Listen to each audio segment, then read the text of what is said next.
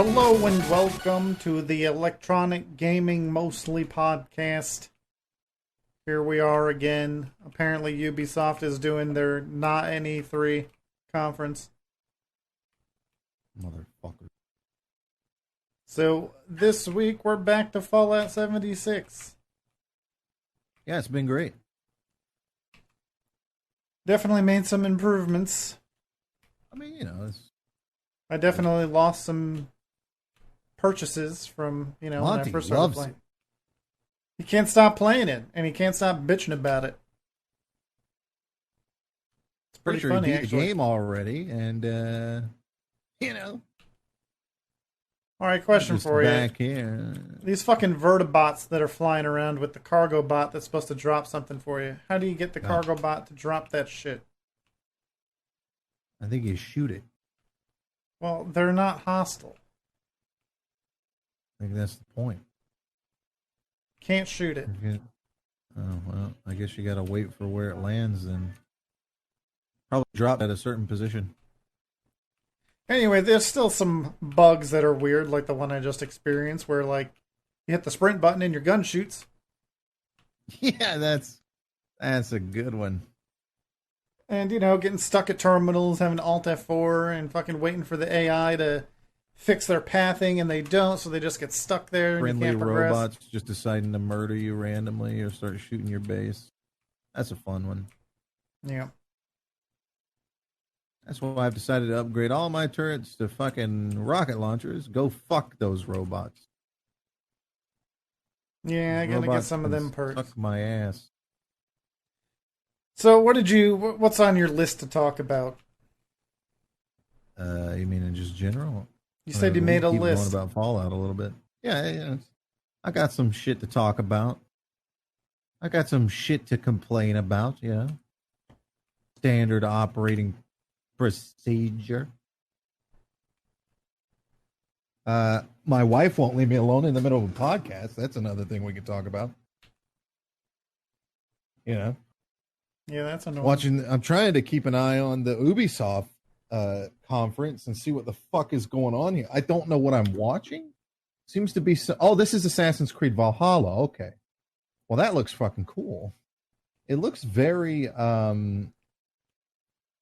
this is going to happen where we're going to be talking about something and then we're going to get interrupted and talk about what we're seeing.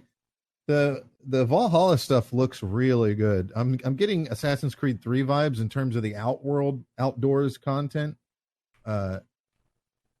But there's also like anybody that's played the new Assassin's Creed games understands that it's kind of like Witcher Light, and this looks a lot like The Witcher.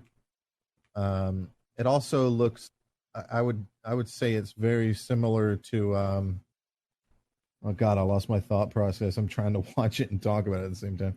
There's I don't know. There's a lot of cool shit going on here. It's Elder Scrolls. I get a Skyrim feel to this. Really cool. Massive assaults where you're gonna attack castles and shit that are heavily guarded. It looks like they're kind of touching on the war between the Vikings and the Christian English at that time period. If you've ever watched the show Vikings is loosely based off of historic shit revolving around that Vikings? time period. Well, that time period specifically when they started to interact with the English. So I don't know. Looks pretty interesting. Looks like you can play as male or female, just like the previous ones, and the male and female characters are kind of. The male and female characters have their own voice actors and shit like that. Very similar to Mass Effect. Yeah, Mass Effect was doing that shit decades ago. Let's see if they give a release date here. November 17th. So November 17th is Assassin's Creed Valhalla. That lines up with the leak, and it's also the same day as Cyberpunk 2077. So that's kind of a big mistake. Yeah. That's if it doesn't get pushed back again.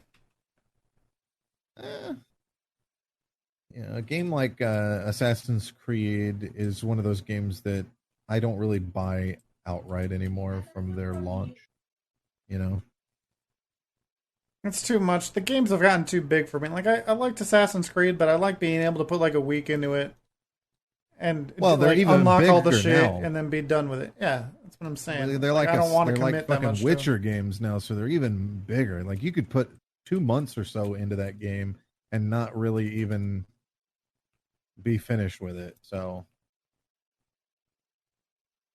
um, oh, they're gonna. All right, last thing they're sharing here at the end. What is this? Oh, this is gonna be Far Cry, right? Yeah, this is gonna be Far Cry. Yeah, this leaked actually. Far Cry leaked a lot of information about it. Um, yeah, this is definitely Far Cry. You know, and this kind of goes right into what to my list, so I'm not even worried about it being what they're talking about right now. I'm not even gonna watch this trailer because everything with this trailer has been leaked. People have already seen this trailer. The Hong Kong PlayStation Store leaked it by accident, and of course, as soon as it leaked, people just uploaded it everywhere. And uh, I think it was in French or something like that. But hopefully, they Of talk course about it is. gameplay a little bit, and it's not just a trailer. Because the problem with Far Cry is like Assassin's Creed, Far Cry needs to kind of be reconstructed in a new manner. I'm not. I understand there's people out there that are like, I love Far Cry games and I want them to stay the same, and I just want more of the same. Okay, I'm cool with that. I'd be cool if it stayed the same too, but it just at this point it all runs together and there's no uniqueness from game to game. Each game feels like the same one, even in terms of storytelling.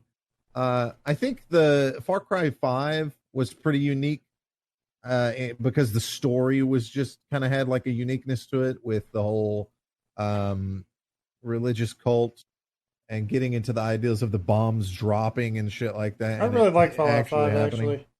Yeah, that was really good. But you play Far Cry 4 and Far Cry 3 and even like the spin-offs aside from Blood Dragon, they all kind of feel the same in terms of story. It's always the same old plot of fucking, here comes a fucking dictator and blah blah blah. Like whatever. Um so like what do we got from Ubisoft here? We got a Far Cry 6 right now. Um I think it leaked and Ubisoft handled it pretty well. They released like a trailer with the villain lighting a cigar. The villain is named Anton Castillo or something like that. Let me just go off my notes. Plot description mentions island of Yara, a fictional tropical paradise Oh frozen in god, with time, the meant to possibly fucking mimic tropical shit again. a Cuban setting. Yeah, exactly. Right. It's like that's what I liked about 5 is it wasn't tropical. It was set in like a state in America and it felt good. And they're going back to tropical. Like 4 of their games were tropical. Like why are we going back to tropical again? It's whatever. I'll get to that in a second. So Anton, the main antagonist, sorry, not antagonist. Why do I keep saying that? Is he an antagonist? Whatever, the villain. It's the dude from Mandalorian, right? Yeah, I'm just trying to find his name here in my notes because I wrote the name down. I think his name is Castillo, Anton Castillo. He's a Castro type dictator of the island. I think Bernie Sanders is like his sidekick guy because he made education better. Um, so he talks to his young son in this trailer named Diego, who is following in his bloody footsteps to restore the country to its glory, former glory. You play as a local man named Danny Rojas or Rojas. You're a guerrilla soldier fighting for freedom, employing makeshift One weapons, of them vehicles, and Harambe enemigos to soldiers. burn the tyrannical regime to the ground. The game will receive a free PlayStation 5 upgrade if you buy it on PS4 at launch, and it will have a 2-player multiplayer mode, similar to previous titles. But yes, it's the villain is played by the same actor who's in Breaking Bad. I think his name is Giancarlo Esposito. He's the headline villain. Um, I'm just personally, I'm kind of bored of the whole South American uprising against dictators thing in video games. Ubisoft does it all. I know they do it with fucking Ghost Recon and like everything. Drug Max dealing. Payne. Oh, they South didn't do America, Max Payne. Yeah, but still, like I that's like the worst. I fucking hate like Central South American jungle settings. I don't know what it is about Not them. interesting. It really isn't interesting at all. Do some stuff in the United States or Canada or Europe or hell, China, Asia, anywhere but fucking South America. I'm so sick of it. They've done it so much that it just feels tired. You know, it's as tired as the Middle East used to be. And listen, here's the thing. I feel like the crux of the issue is so many fucking South American countries installed dictator after dictator, and the same goes with Middle Eastern countries, and it's kind of tiresome. Can we just kind of go back to huge white evil overlords for a little while to change up the pace again? I mean, I'd ask for some African warlord shit, but considering them a global threat is just too much of a... I'd have to suspend way too much disbelief for that. And, you know, it's really just too similar to South American dictator. That's why I'm not calling for African warlords. It's just the same shit. Africa, South America, same fucking setting, basically. I just want some different settings. And I'm not necessarily asking for Germany or Russia either. I'd love to see China. I'd love to see Japan. I'd love to see anything like that. Well, Any it's countries in always Asia, like a bunch of anything. fucking shacks and shanty towns in some like fucking jungle or desert. It's like, this is not fun. It's not fun to be here. Like, this sucks. This is what's interesting about Assassin's Creed Valhalla is because, you know, we're looking at a game that does like Middle Ages type stuff. Like, that's kind of cool. We don't get a lot of that anymore these days in video games. It's all like modernized or fucking Middle East this or whatever. It's just, I don't know. I'd love to go back to some stuff for a little while because I feel like that's just a thing. They also announced Watch Dogs Legion comes out October 29th. Hey, it looks good.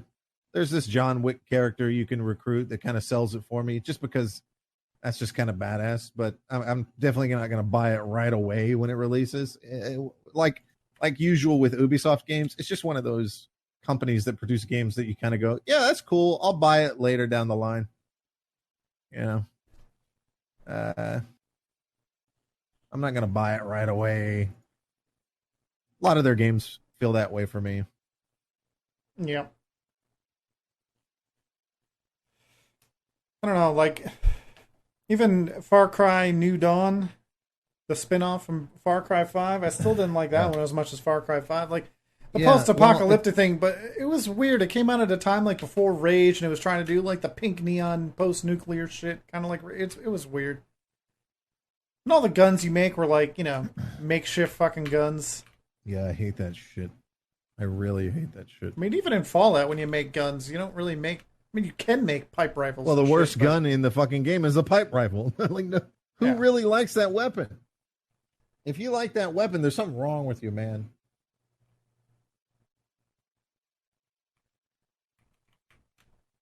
I just used it for the 38 ammo, and then I converted a real gun to use 38 ammo, so don't need that anymore.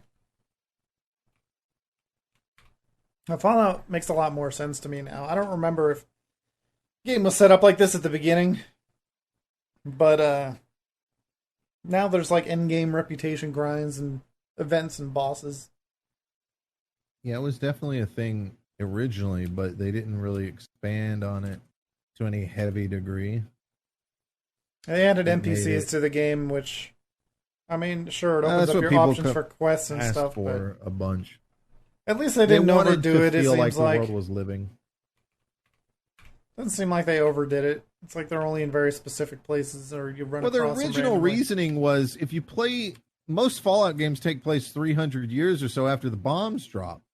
So, yeah, there's ghouls and there's a bunch of life has returned to the wasteland because the bombs didn't drop all over the fucking United States every square inch. There would be people that survive and people that wouldn't be radiated that survive.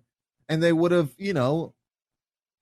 survived for long periods of time. The whole point of the vault is you're supposed to be somebody that's not been touched by this shit. You hunkered down in a vault and you've been living a life of shit like that. I mean, hell, the second Fallout, you don't even play as a vault dweller. You play as the descendant of the vault dweller from the first game who's been living in a village in a fucking people that went back to being tribal.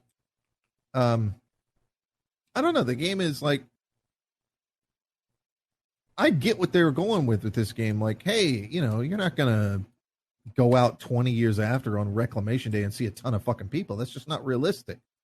Everybody's kind of hunkering down and surviving off in outskirt areas. Here's the thing. If you live in a city somewhere, you're likely going to be the target. If you live in a big city like Seattle, Charlotte, New York, something like that, you're likely going to feel the effects of atomic bombs in an atomic war. But if you live, really far from the city, if you live in upstate New York, you're probably not going to experience that very heavily. It's going to happen. There might be some fallout that probably not in upstate New York because of the way the wind blows southward. You probably won't have any nuclear radiation raining down on you unless it's coming from like fucking Montreal and shit like that. I don't know geography. But those people, you're not going to just go and do shit. You're not going to be like, all right, let's be raiders and go into the city. You're probably going to stay put where you were and be like, yeah, we'll do our raider stuff here in our local areas until we run out of resources and need to go and expand further several decades later. And then you're going to have, generations of people spawning from that. Some groups will die off. Some groups will make it. All these different variables that are going to happen to the degree that you definitely wouldn't just... The area that Fallout 76 takes place in is pretty close to, Well, I mean, that's how they justified it. But, I mean, the real reason they didn't add NPCs is because they didn't really know how to make it work in a multiplayer game like this, like they normally do with their single-player games where you can see that. Well, yeah, like if every time you end a quest that involves a person, like, I'll just meet you back at wherever, right? Like, they don't walk out of the room or anything like that. Like, right. Well, not only that, but there's no real conversating. It's not like, Star Wars: The Old Republic, where you and your friends can join the conversation together and you both choose an option and the dice is rolled in the background. And whoever gets the highest dice roll basically gets to decide what line is said. You don't get penalized for it. You still, your choice is still considered for like terms of character growth, the light side, dark side shit. But what gets said verbally in that quest is up to your friend. Now, ultimately, most BioWare games these days, and it's probably true of the past, and I'm just misremembering it. Yeah, there's no real choices. There certainly are in like Mass Effect, where characters will die based off choices that you make. But in Star Wars: The Old Republic, major characters aren't being killed off by you. It's more like secondary characters that don't really matter. And, the choice of how you do things just comes down to presentation. Like, if you're a Sith Lord or something and you come up to a guy, you can be like, yeah, tell me the thing. Or you can like electrocute his stupid ass and tell him, you better fucking tell me the thing or else, bitch, kind of deal. That's kind of how that goes. So, I mean, well, I mean, I never. It's nice. It's nice to have people around, especially when you're playing in a private server. But I mean, I think it still kind of does away with the thing that I didn't like about the other Fallout games, but everyone else seemed to, is like the in-depth fucking conversations with NPCs and shit, where you ask them about their backstory, and you might get a side quest, and you're not really sure what's important and what's not, and you can sit there for like half an hour digging through every fucking conversation choice with every NPC. I really don't like that. Because then it Well, leaves the I don't real like choice that is either. I sit here and waste all my time with something that might not pan out at all, Well, for me personally, or you have to just I blow don't like right it for by a it and different risk missing reason. something. I Well, I don't just like it don't for a different care. reason because I care about the conversations, but I don't like that there's no repercussions for making the wrong choice. Like I don't like the idea that you can just talk to an NPC and go through every line of dialogue and get every line of dialogue from the NPC. That's not how conversations are carried between humans. Like if I I like more of a locked in style where once you say something, you're probably not going to get to go down an alternative route. You know, if you can in Fallout, you can go up to a person and be like, "Hey, bitch," like "fuck you." I don't. You can essentially say something like that, like "fuck you." I don't care what you think. You're going to give me the thing that I want, and they can be like, they can say like, "No, get out of my sight," and then you can like leave the thing and come back to them and be like, "Hey, here's the other option. You want to hang out?" It just doesn't really feel right to me. There are certainly cases in like I think Elder Scrolls games where it definitely locks off conversation sometimes if you say something negative to an enemy or something. But um, I like that style more. Where I think it was the Mass Effect thing that they did, where if you accosted someone and it didn't go your way, you didn't get to just reset the conversation and be like, "Oh, that never happened. Let's just hear all the dialogue options." You know, it's just not really a I don't know. Maybe when I was younger, I was more patient. I could just dig into every fucking backstory and yeah, I'll I totally think help so. you Yeah. out. But now it's just like I got other games to play, man. Well, we've become more ignorant over time, right? I don't know As a if it's human ignorant. species. Well, it's not really ignorant. It's like a we everything in our lives is designed to retrain our brain to be less about long engagements and more about short, quick engagements, right? Like everything is meant to be that way. It seems like that at least. Yeah, that's true. But I mean, in a game like this, it's not like it's a short engagement ever, no matter what you do. It's just that I don't want to sit there and fucking talk to a bunch of people, you know? I Like, get that's that. what ends up happening. Like, even in Fallout 4, it's like you look up how to get the item that you want or what the outcomes are, and you just go for that. Just use the options that get you what you need in the end. Right. They try to make it so it's like immersive and stuff, but like there's sometimes they don't give you the option of what you like. The most obvious response is something you can't even say. And it's like, well, I don't want to pick sides here. You know, it's fucked up. They try to make it seem natural, and it just never comes out natural. Like you can say something perfectly reasonable, and then the person it just goes in a complete opposite direction, or you didn't read it right or something.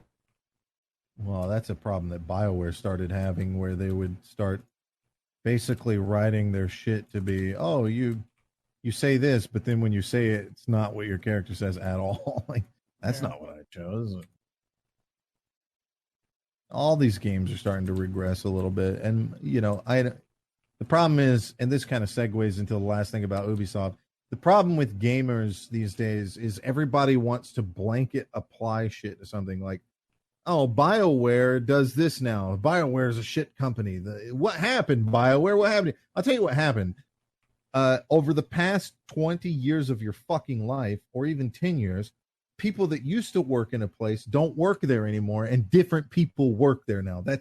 It's not the same. It's just a title now. It's just, hey, it's BioWare. They're always known for putting out good shit, right? I'm so excited about the next BioWare game. You shouldn't be. You should be excited about what they present to you, not just that BioWare is making. Oh my God, Blizzard's making a new IP. Yeah, and it was Overwatch. Great.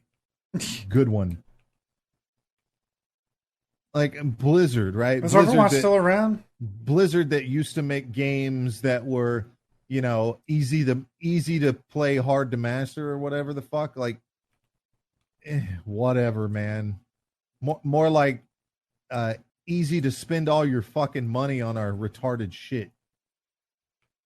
By the way, the reason why the word retard is being canceled by cancel culture is because retarded people don't want to be called retards anymore. Just throwing that out there. I can't say that on Twitter or they'll ban me for saying the retard word. Well, And if you don't know what the ban you. retard word is, it's retard, you retard. But anyways, moving into that, I wanted to discuss the controversy going on with Ubisoft and why it's ridiculous that these fucking gamers continue to do this shit. So, Ubisoft has had allegations leveled at them. And when I say Ubisoft, that's what people on the internet will say. It's actually a couple executives at Ubisoft. So, the COO, the managing director, the head of HR. And before, let me just say this real quick. I'm talking about this because we talk about some political shit. I want to make it clear that on this podcast, we're never going to talk about the dumb shit in the industry that people talk about. You know, sometimes you'll watch a podcast and they'll say stupid shit that doesn't fucking matter. And this is the only time you're going to hear something like this from us. Okay, is this example? They'll say stupid shit like, former Ubisoft devs form new studio called Beans. Yo, who the fuck cares? Who the fuck is watching podcasts for stupid shit like that? Like, oh my God, they didn't talk about Beans and how it's formerly developers from Ubisoft. Who fucking cares? Okay. You want that level of mundane information? Go to Reddit where they think they're on some self-important level of information providers. Like, it's just the dumbest, most money. I don't know why people care. I see this shit on Reddit all the time. Like, here's a story to post on our games. This new development company, people that used to be members of Blizzard Entertainment. Okay. What does that mean? Nothing. It means nothing. It's just fucking redundant information that keeps getting churned the fuck out. Stop. It's time to stop. Okay? Nobody fucking cares. But anyways, so a few Ubisoft executives had some sexual assault allegations. Well, they're French, so. I was going to say that exactly. First of all, they're French. So whatever that means, it's not like America where you, in America, when you work with someone, it's like, oh my God, you're ugly. Don't talk to me in a sexual way. But if you're handsome, do it. I'm jesting. I understand there are a few women out there that will be hit on by a very handsome man and not want it because they're lesbians or something. I mean, I've been with my wife for like over 10 years now, so I don't know what it's like out there now. But like, do you have to walk up to someone in a bar and be like, excuse me, is it okay if I hit on you? Like, the weird thing is like, thank God that I got married. That's like one whole really stressful piece of my life that I don't have to fucking worry about anymore. Well, the really weird thing is like a lot of relationships are actually started in the work environment. Plenty of people have begun relationships that last their entire lives because they worked together. And that's like the first thing that brought them together to even notice each other in the first place. What the fuck is wrong with that? Like, I get it. If there's some fucking guy that's coming to you and he's like, hey, you should definitely wear something that shows your tits off more often at the office. Yeah, okay, that's sexual harassment. And there's already shit against that, by the way. But like, if there's just some guy that's like, you look cute today. Okay, if you don't like that, just be like, I don't feel comfortable with that. Go to HR and tell them I don't feel comfortable with that. Fine. But don't hold on to it for like, he kept saying that for 18 months. He kept saying that to me for 18 months and I felt threatened and it's sexual assault. No, it's not. Okay. Back in the 90s, our generation walked so you fuckers can run. Okay. We already started this whole HR fucking department of you can report to it. And if there's somebody out there who's like, you know, making you uncomfortable at work, you can already report that. If you sit on that for months and months at a time, you're just a piece of shit. And I don't give a fuck about your story. Sorry. Oh, you can't say that. I just did. And I can. And fuck you. Okay? And I mean, it's kind of unless it's a situation where it's like your boss, and by saying anything, you could lose your job, and you should still go out and try to find another job. No, HR HR is above your boss. If you report something to HR, your boss is not going to have some kind of fucking weight to throw around against it, unless you're lying about it. Well, it could be a right to work state where they can just they get wind of something and they're like, oh hey, we're gonna have to let you go. Why? We don't have to tell you that. Well, that's the two parties that we have in terms of that discussion. Is I mean, I'm in the middle. Like, I don't think there should be unions. I definitely think you shouldn't be forced into joining a union. But I also don't like the idea of like, yeah, we could just fire you at any time for any reason, with or without telling you. And that's from a libertarian that thinks that businesses should have the right to do whatever they want with their company. I don't think they should be able to just fire you without a reason. I think there should be some reason, even if that reason's just we're not happy with their performance, or they're not up to the level that we see as a standard. Yeah, I think I still don't really know why I got let go from that. Don't have a reason. If there's zero reason, kind of fucked up. You should have to disclose a reason, even if it's mundane. You should have to disclose it. I don't think you should be able to just fire people just because. And here's why. Because nobody is firing anyone just because. It's not happening. There is a reason every single time, whether it be because they can't afford you anymore, which they should say, or because they don't like you, because they just have had interactions with you and they just can't stand you. Maybe they don't like your resting bitch face or something. They should be able to put that has resting bitch face. That's a valid reason. And I don't think that they should be, a court should get involved and say, wait a minute, you can't fire them because they have resting bitch face. Yes, they can. I think they can fire you for whatever they want, but I don't think they should just be able to do it without telling you why. And it should be an honest thing too. That's the only way that I would say bring somebody, a third party in, as in the government, would be if there's a dispute on the reasoning, like, why did they fire you? Because I'm black. Okay, well, that's clearly illegal. Why did they fire you? Because I'm black. Well, he says he fired you not because you're black, but because you listen to rap music very loudly in the fucking, the parking lot at the end of the day, and it turns customers away. Exactly. They don't like me because I'm black. Okay, now. Listen. It's weird. It's weird. We're in this weird fucking time where people want to just do whatever they want, no matter how shitty it makes them seem. Like, there's people that like run out into the street naked and start yelling at cops to protest, and then people bitch when they get like tackled to the ground. It's like, look how you're behaving. It's like, yeah, but you should Chicago be able to just literally act like a fucking moron and then not have to deal with any consequences. There are protests that are going to turn into riots today in Chicago because cops ran up on a group of 3 black teenagers and then just as one started running away, shot him in the back a couple of times. And I think he died. I'm not sure. But turns out if you watch the body cams, he had a gun and shot at the cops and almost executed one of the cops point fucking blank before the other officer pulled on him. And because the officer didn't mag dump, which in my opinion, if you're a cop, you should mag dump. Because he didn't mag dump, the guy was on the ground, still had the gun, and aimed the pistol at them again and kept shooting. It's like a small little Derringer type pistol. It wasn't a Derringer, but it was a very small pistol. I don't know exactly what kind. Little 9mm thing that he got illegally because no fucking person is going to walk into a fucking store and go, give me the cheapest, shittiest gun you have. It's just like something he got his hands on. Like his boy gave him like his boy had 2 guns and he kept the nice 9mm and then he got the shitty one. So, that's whatever. But, and by the way, yes, I think cops should mag dump, and all the idiots out there that are like, you shoot him in the leg. You're fucking retarded. Okay. Do you know how hard that is?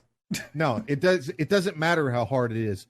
2 points to this. Number 1, the cops are not allowed to shoot you just because they have to have, the cops are required by law to feel that their life is in danger in order to shoot you. Okay? If they don't feel like their life is in danger, they're not allowed to shoot you. That's why they have to prove that in court whenever a shooting happens by a cop, they have to prove that their life was in danger. And an investigation usually occurs if it's anything questionable, like as in the body cam footage doesn't exist or the body cam footage makes it questionable. Because if there's body cam footage and they're going to review it and go, yeah, you're definitely your life. I would have felt in danger. And it's easy to sit back in your armchair, never having shot a gun in your fucking life and go, I don't feel like I would have been in danger. I could have shot his leg. You've never shot a gun in your life. Shut the fuck up. Secondly, and here's the most important argument to it. If you let cops shoot people in the leg, that means they're allowed to now shoot people without feeling that their lives are in danger, because only an idiot would feel like their life is in danger and shoot someone in the leg. Because when you shoot someone in the leg, they're not just going to suddenly drop their gun. This isn't Indiana Jones, okay? You're not going to shoot somebody in the hand and they drop their gun out of their hand like, oh, my hand. It doesn't work like that, okay? First of all, you have to be deadly John Wick accurate to be able to even fucking do that. Secondly, you'd have to somehow hope that the bullet disables the gun or hits their thumb or their hand in the first place to make them drop it. Well, also, I mean, if someone's shooting at you, they're not trying to shoot you in the leg. They're trying to kill you. They're trying to kill you. So you should and try to kill them back. Only a fucking moron wouldn't try to kill them back. But also, if you have cops who are allowed to shoot people now without their life being threatened, now you just have cops shooting people in the leg. What happened? Well, he was running away, so I shot him in the leg. Oh, well, that's totally fine now because we've given cops the ability to shoot people in the legs because, you know, obviously your life didn't feel threatened, but it's okay because we've given you the ability to shoot people in the leg now, so that's fine. Yeah, he was running away. Oh, what? You hit his artery and he bled to death? Well, dang. Turns out people that talk about this shit don't understand that there are arteries that run through your arms and fucking legs, and if they get nicked, you die, you fucking idiot. Yeah, you or the other side is, well, then what happened? And then, I shot him in the leg. Okay, what happened next? He shot me in the chest. Yeah, he held onto his leg for a second. This conversation isn't happening because the guy who shot him in the leg is dead. Anyway, whatever. You can save the rest of that for the political part. Well, it was on topic. Because there's a lot of fucking bullshit going on out there. It was on topic because we're talking about the Ubisoft thing. But so here's the deal. Ubisoft execs get allocated. I don't know how much of it's true. You know, people will point to like, well, the COO resigned, the managing director stepped down, leaving the company, head of HR is stepping down and being replaced. So that's signs of guilt. Not necessarily. Okay. And this is something people need to understand as well. When a lawsuit happens and a settlement is agreed to, it doesn't necessarily mean guilt. A lot of times it can mean that a company is not willing to spend the large amounts of money that it takes to win a court battle against somebody. They just rather be done with it and move on and make money. That's typically what they do. So you'll see this a lot of times. But here's the thing. The thing with this is, so these guys aren't in charge of the company. So it's very much a possibility that the CEO said to them, listen, I don't care if you did it or not. We're going to have you step down or step away. A lot of times it's like good old boys club. And I don't mean men. I'm not saying that when I say this. Don't get it construed. It's just a saying talking about how people are friends with each other. And so they cover each other's backs. Of course they do. Why wouldn't they? I mean, I don't expect you to pick me over your friends or family that you know better than you do me. So don't be fucking biased about it and expect cops not to do the same, or CEOs and the people they've been working with for decades not to do the same. But oftentimes you will get situations where somebody will be like, okay, somebody has alleged that you did this. Did you do it? No. Okay, well, here's what we're going to do. We're going to have you resign, and then you're going to go away for a year to a couple months and a couple months to a year and lay low, and then we'll bring you back in on a position where we can get you something similar and work you out of it, and people forget about it or whatever. That's how shit goes. Okay. They just don't want to deal with it. It could be like if you're in your 60s, exactly, right, and you're like at the top of a company, like at a certain point, it's like, yeah, this isn't worth it. I'm just going to retire. Yeah, absolutely. Plus, how can you expect to do your job when you're constantly involved in a big time lawsuit? You know, Yeah. bunch of reasons why people resign or get asked to resign. Absolutely.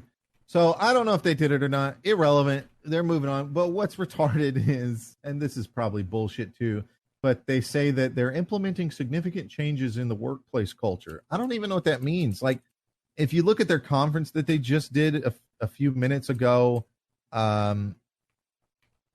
you're looking at like so much of this shit is like diversity and women, and here's a lesbian with a flat chest and a short boy haircut to make you understand that we are diverse and diversity matters to us. And now you're like, oh, we're going to change the company. What does that mean? Are you going to go away from that? Because that you've been doing inclusiveness. What are you saying that you're going to do suddenly? I don't understand. They what just you're have to fucking say that talking they're about. doing something to virtue signal. Right. It's a virtue signal. So whatever, man. I'm so sick of people being like, gay rights, gay representation, black representation. Get over it. You're like the most fucking upheld groups in the whole fucking world right now. Everybody fucking publicly constantly goes on about how It's just so weird to me how everything overnight changed from like none of that matters. We treat everyone the same to these people are different because of where they stick their penis or how much melanin is in their skin, so we should treat them differently in all walks of life. And it's like, okay, well, I was always taught, in the 90s that was the racist thing to do. Yeah. It's so fucking weird. It's like racism doesn't mean racism anymore. It's inclusiveness, and if you're against inclusiveness, then it's racism. And it's not like inclusiveness shouldn't just mean that you fucking have a quota or a checkbox like, okay, well, we need this many people with this color skin and this many people with this color skin and this many people that have sex with men and this many people that have sex with women. Just many people that don't know what they are or who they have sex with. Because, like, what's the job again? It's office work. Oh, so why does any of that matter? Yeah. Does any of that like impede your ability or help you out when you're trying to, like, I don't know, work on a fucking spreadsheet? Like, what the fuck does it matter, honestly? Yeah. And I don't know. It's like so stupid. It's not only is it like more regression, of course, the video game regression is also lockstepping with social regression. We're going back to segregation. We're going back to picking people because of their skin color. It's just the opposite direction. And I'm sure that's great for people who have melanin or stick their dicks in specific holes. But like, whatever, man. It's just the dumbest shit. This is why nobody's on. It's gonna flip the other way much harder. I've warned about this before. You're gonna flip the culture the other way much harder because more and more people are gonna go, wait a minute. Why am I being told that like black people or people of color or lesbians or gay people or anything like that? Why am I being told that these people are shunned in society? But everywhere I fucking look is gay pride and black power and all this shit. Like, what is every fucking movie, every Hollywood celebrity, every talk show, every fucking Silicon Valley website or app, every video game company, everything is praising these people. Everything culturally is praising these people. I remember growing up when all these issues we're talking about some farmer in Alabama that's sitting over here calling Negroes something like that, like these fucking Negroes or something. Is that what we're talking about? People out here saying words like that and shit, living out in Alabama, just one fucking family. I don't understand what we're complaining about. A couple CEOs or something that are 80 years old that are like, back in my day, I had a slave. Oh, wait. It's not a reality, man. I don't get like, it's like lockstep with the dumbest shit. And if you don't agree with it, you're fucking racist. You can suck the fattest part of my dick because my ancestors came over on a fucking boat and then immediately got on a fucking boat so they could get food and water and a place to sleep and eat. And then they fought in a civil war for fucking black people's freedom. And I'm supposed to sit here and pretend that my ancestors owned slaves and I got to fucking feel like I'm a racist. Fuck you. Go fuck yourself. My family had nothing to do with that shit. And the Irish and the Scottish were some of the most mistreated fucking people by the British Empire in fucking history. Braveheart is based on reality, okay? Mel Gibson fought for our freedom. He's a racist, too.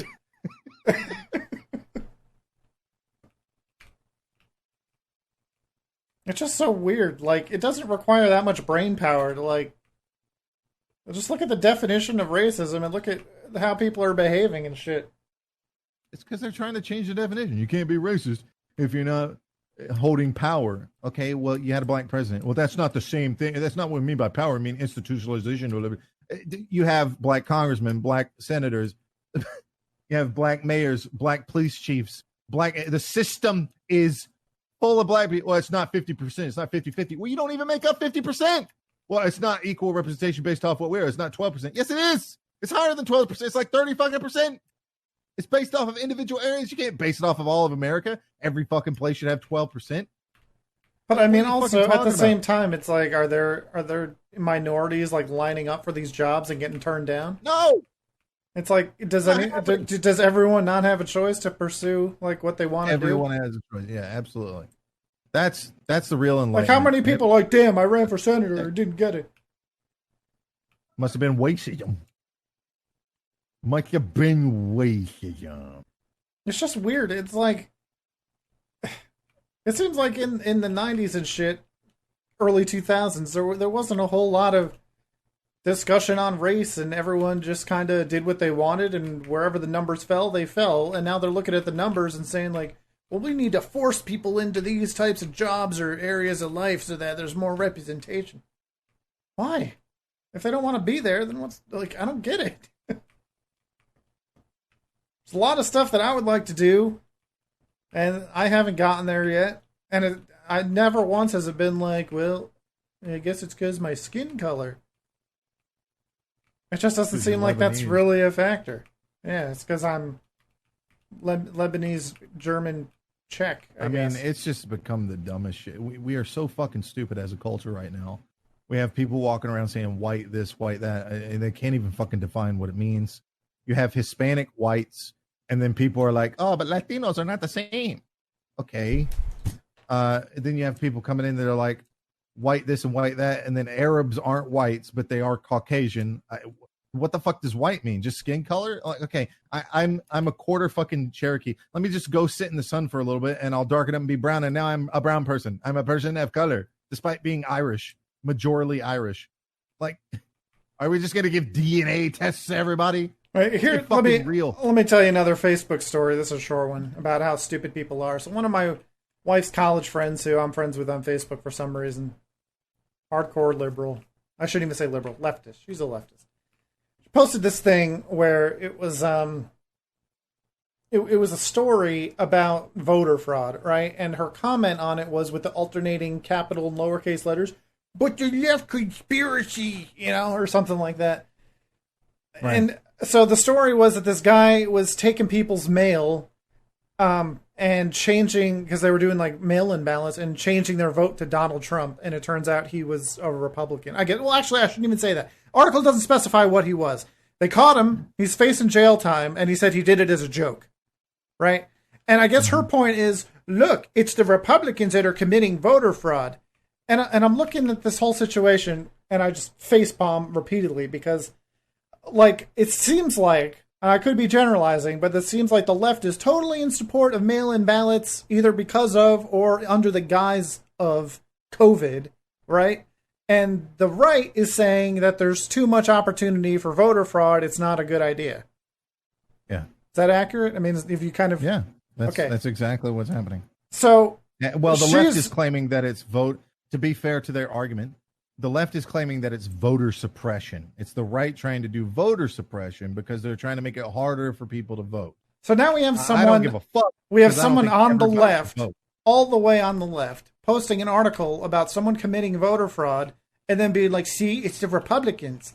And I'm just thinking, like, what are you talking about? Like, this is exactly the type of thing Republicans are against.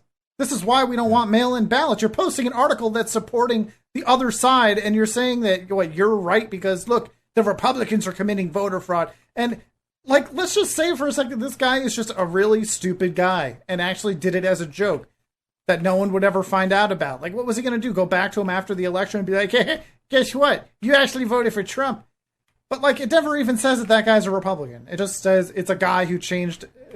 But you know what I'm saying. Assume that he is because he changed it. But it doesn't matter. It's like, it doesn't matter who the votes, like, who the voter fraud benefits. The right. It doesn't voter fraud you should be against voter fraud no matter what. Right, exactly. We're against it because it wasn't a vote for Hillary. It's like, but the left conspiracy. Like, what conspiracy? You literally just posted an article about voter fraud. Just proved it. You literally proved it. You fucking morons. This is the same group of people that were like, Russia interfered in our election. And then when you bring up anything about making it harder to fucking vote, they're like, you're trying to suppress black and brown vote. What?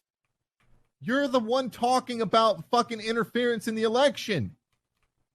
It's funny because I think I talked about it in the last podcast, but my friend posted, I shouldn't even say my friend, Facebook friend, person I know, posted that video about the totally not police brutality. You know, one of those videos where the cops are totally doing their job and the person they're questioning on the street has this fucking attitude and is acting violent and shit.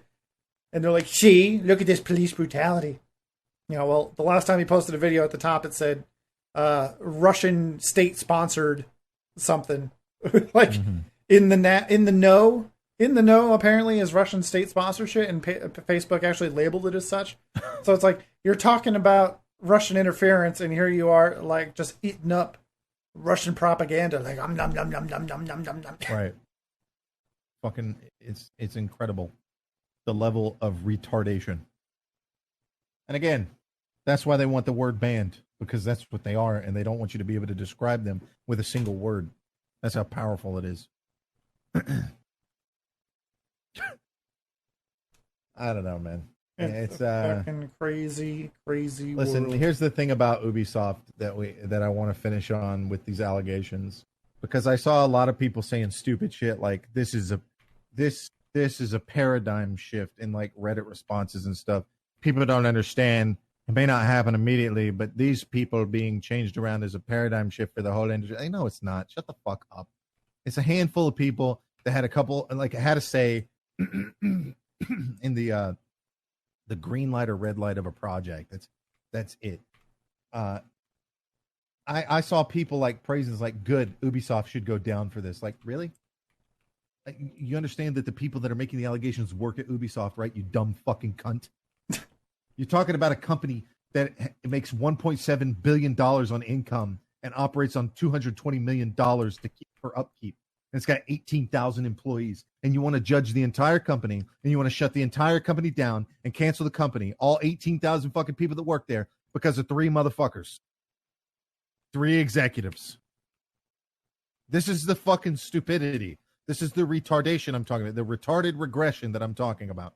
And yes, I will continue to use this word just like faggot, and you can't take it from me. The only reason why I don't throw around the Hispanic word for black people is because I never used it in the first place. I what grew word? up in the 90s where we just called black people the Fresh Prince or Carlton. Yeah, we used their names. Right. Which pronoun? Which pronoun should I use? What's your name? That's your pronoun. It's your slave name? All right, what's your not slave name? That's your pronoun. Yeah, you gotta call me my pronoun. Okay, you also have to call me my pronoun. What's your pronoun? He and him. I'm an ally. Okay, you gotta call me my pronoun. It's massa. Whoa. See how stupid we got real quick there? That's just a slippery slope argument. I mean, it's literally. I mean, we're literally sliding face first down the slippery slope as we speak. Right.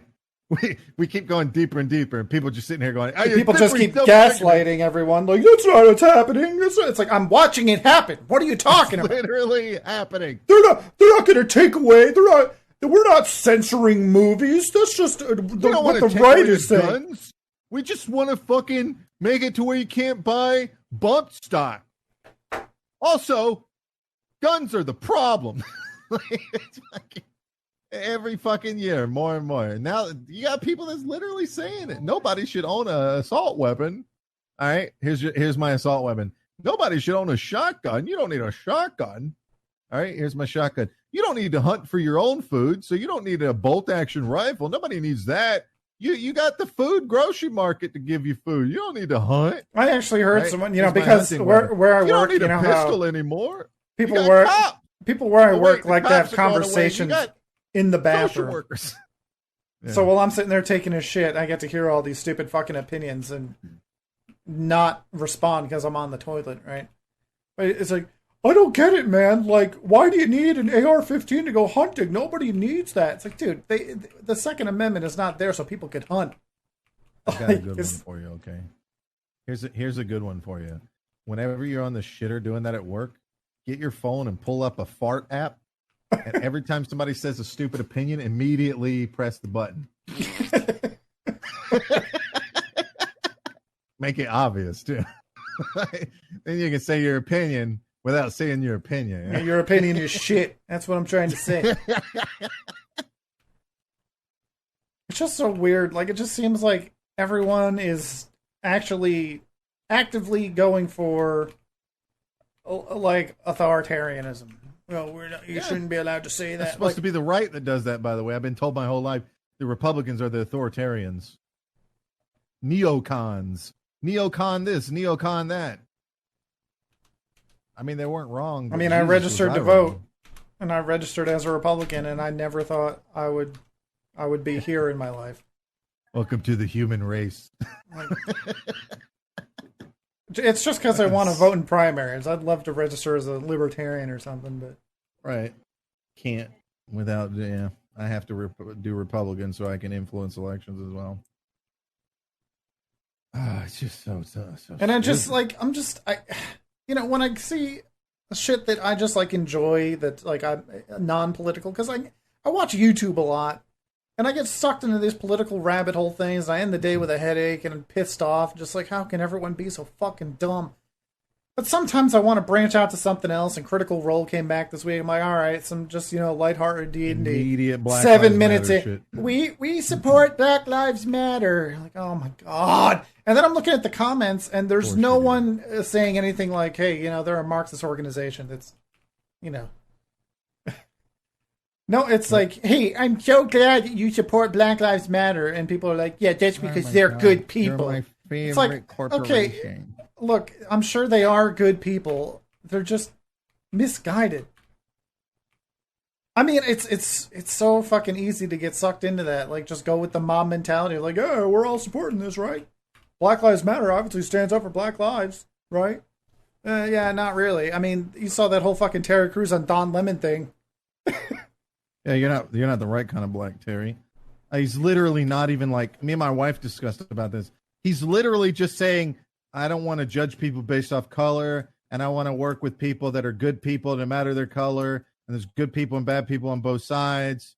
White or black doesn't matter. It's not like he's sitting here going, all lives matter. White people are my favorite Not even people. that. All he said was like, go look at the Black Lives Matter website, and there is more to it. Because Don Lemon's sitting there saying, oh, they're just about police brutality, Terry. That's why they don't care about all these other things. Because, yeah, I mean, their fucking own mission statement says it. They want to, like, dismantle the patriarchal nuclear family. It's like, well, that, according to the statistics, is exactly the opposite of what you want to do if you actually want to help black lives. It's like, but okay, so that's working against. What does that even mean? Like, we don't even have nuclear families anymore. Like, women go to work and do their jobs. Men stay at home and take care of the kids. These families exist.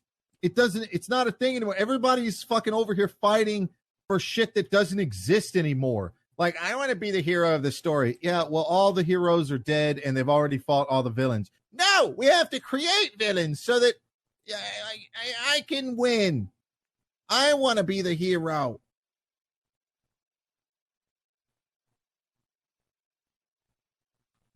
It's so weird. But anyway, it's like, you can't come out there and say, I don't support Black Lives Matter, the organization.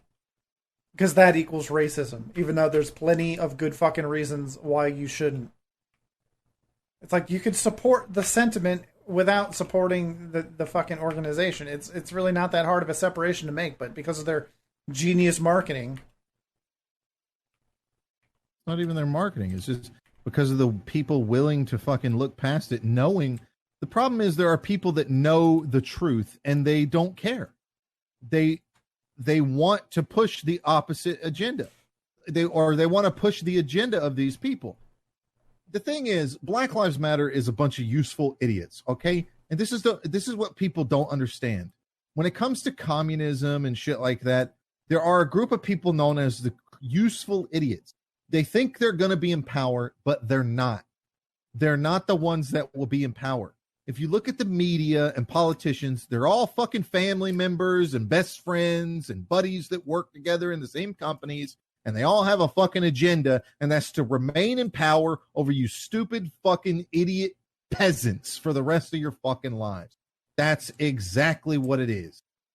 All day, every day throughout history of humanity. That the history of humanity, that has been the case.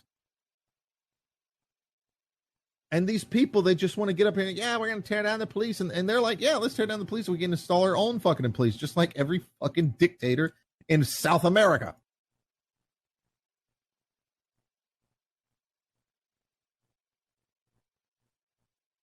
I never thought it would be a controversial opinion. But now you got fucking workplace propaganda coming out, literally saying race matters on it. Race matters, yeah. What a ridiculous thing to say. Isn't that illegal? I thought there's discrimination laws. White man bad. Yeah, it's not orange man anymore. It's white man. White man bad. Oh, so Trump's off the hook? Cool. He's not white, he's orange. He's a person of color. I just wish that motherfucker would take the little tanning glasses off of his eyes when he goes tanning, when he gets a spray tan. It's because not a tan. It's a spray tan. That's why he looks kind of orange. But, I mean, if you look at his eyes... No, when you go tanning, they give you these little fucking plastic things that you put, like, over your eyeballs so you can open your eyes and, like, it doesn't... Well, that's why his eyes look all pasty and white and the rest of them looks orange. It's because he goes tanning or gets a spray tan or something, and I could just tell because his eyes are pasty white and the rest of them is fake tanned. I don't think so, man. If you look at his hands, They're not the same color as his face. If you look at the back of his hands, they're never the same color as his face. Maybe they just missed that part. It happens. No, I think it's makeup. He's on television all the time. Every time you see him, he's on television. I think it's makeup. I think it's makeup, and he's always asking it to, he doesn't want it around his eyes or something because maybe it cakes up or burns his eyes. I don't know. But if every picture of him, if you look at his hands, the back of his hand is just as white as his eyes. It's not a spray tan. It's just for some reason he likes that tanned makeup that they put on. I don't know what the world of Hollywood is like in terms of like going up to a makeup artist. I'm assuming that the makeup artist doesn't get to decide what you look like. I'm assuming like because first of all, they put powder on your face when you go on television to make you less glossy. So you don't look like you're fucking, oily or anything like that and sheening and stuff off the camera. That's the reason why they do that. Yeah, because they use lighting and those bright ass lights make you look oily and gross. So I just think he has this weird desire to have tan on his face for some reason. Like when they put makeup on, I guess he's either he's doing his own or he's asking somebody, every makeup artist that he comes into contact with for a show or whatever, to be like, I want to look tan. I want the tan color on my face. Don't hit me with that white powder stuff. It makes me look too pasty or whatever. And that's why it's not around his eyes. I still think it's a spray tan. Well, it doesn't line up with anything else. Like anytime you see his arms or his hands, it's just not the same. Look at him when he's in a golfing picture. His legs are pasty white. There's no tan color on his legs. I think it's on his face for some reason. It's not spray tan. It's just something people make up. I mean, I'm sorry. Like the color of it is exactly the same color as people who overdo their spray tan. He's choosing bronze for some reason on his face. I don't know why. I think it's a bad choice, but I think it's just makeup. I'm not defending how stupid it looks. I don't think it's spray tan. I think it's makeup that he's asking to be put on his face, or putting it on his face himself. He probably does it himself, to be honest. He seems like the kind of guy that's like, nobody touches this face but me. and you don't put it around your eyes, because if you have crow's feet like he does, you'd have to spend a lot of time making sure that it doesn't. If you like separated your crow's feet and put it on, then you let that shit close up. It's going to cake up there. And if you don't do that, it's just going to stand out even more. So I think that's why he doesn't put it around his eyes.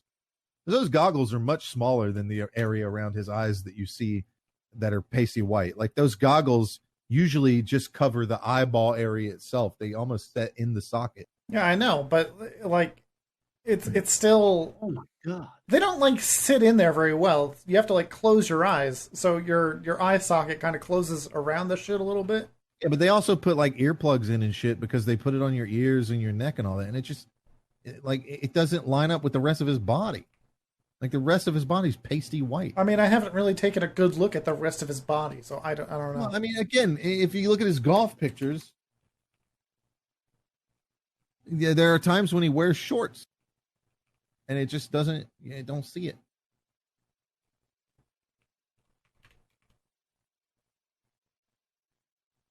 Are you looking at golf pictures? No. I was just saying, yeah. I mean, I don't know. It's still weird. Maybe it is spray tan, but it doesn't. I mean, I'll show. Here's a picture of him wearing short sleeves, just as an example. I looked it up after you said it. I couldn't help myself. Sure, after I said it, totally not. Yeah, after you What said I say. it. Totally after you said it. Politics and fake news, because what you're saying is fake news. All right, there you go. Look how pasty white his arms are. Why would he get it on only his face? It doesn't make any sense. I don't know. He wears suits a lot. I think it's. I don't just see, but in that picture, his arms October. look like the same color as his face. So I don't know. Maybe it's like, Yeah. Well, maybe I don't know, he hasn't end of got the winter or makeup on something. there. He probably doesn't have the makeup on there because he's just playing golf. It's not going to be on television. You know, they put that shit on right before you go on. You don't wear it all day. Who There's knows? pictures Maybe of it's like- maybe it's the fake mainstream media that's turning up the fucking contrast on his camera, right, to make it Could look be like he's that wearing too. I lipstick don't and know. fucking. There's definitely been cases of that. Like, if you Google that, there's definitely been cases where people have proven that that's what's happening, where they switch between two news channels and one of them, the contrast is much higher. So I don't know.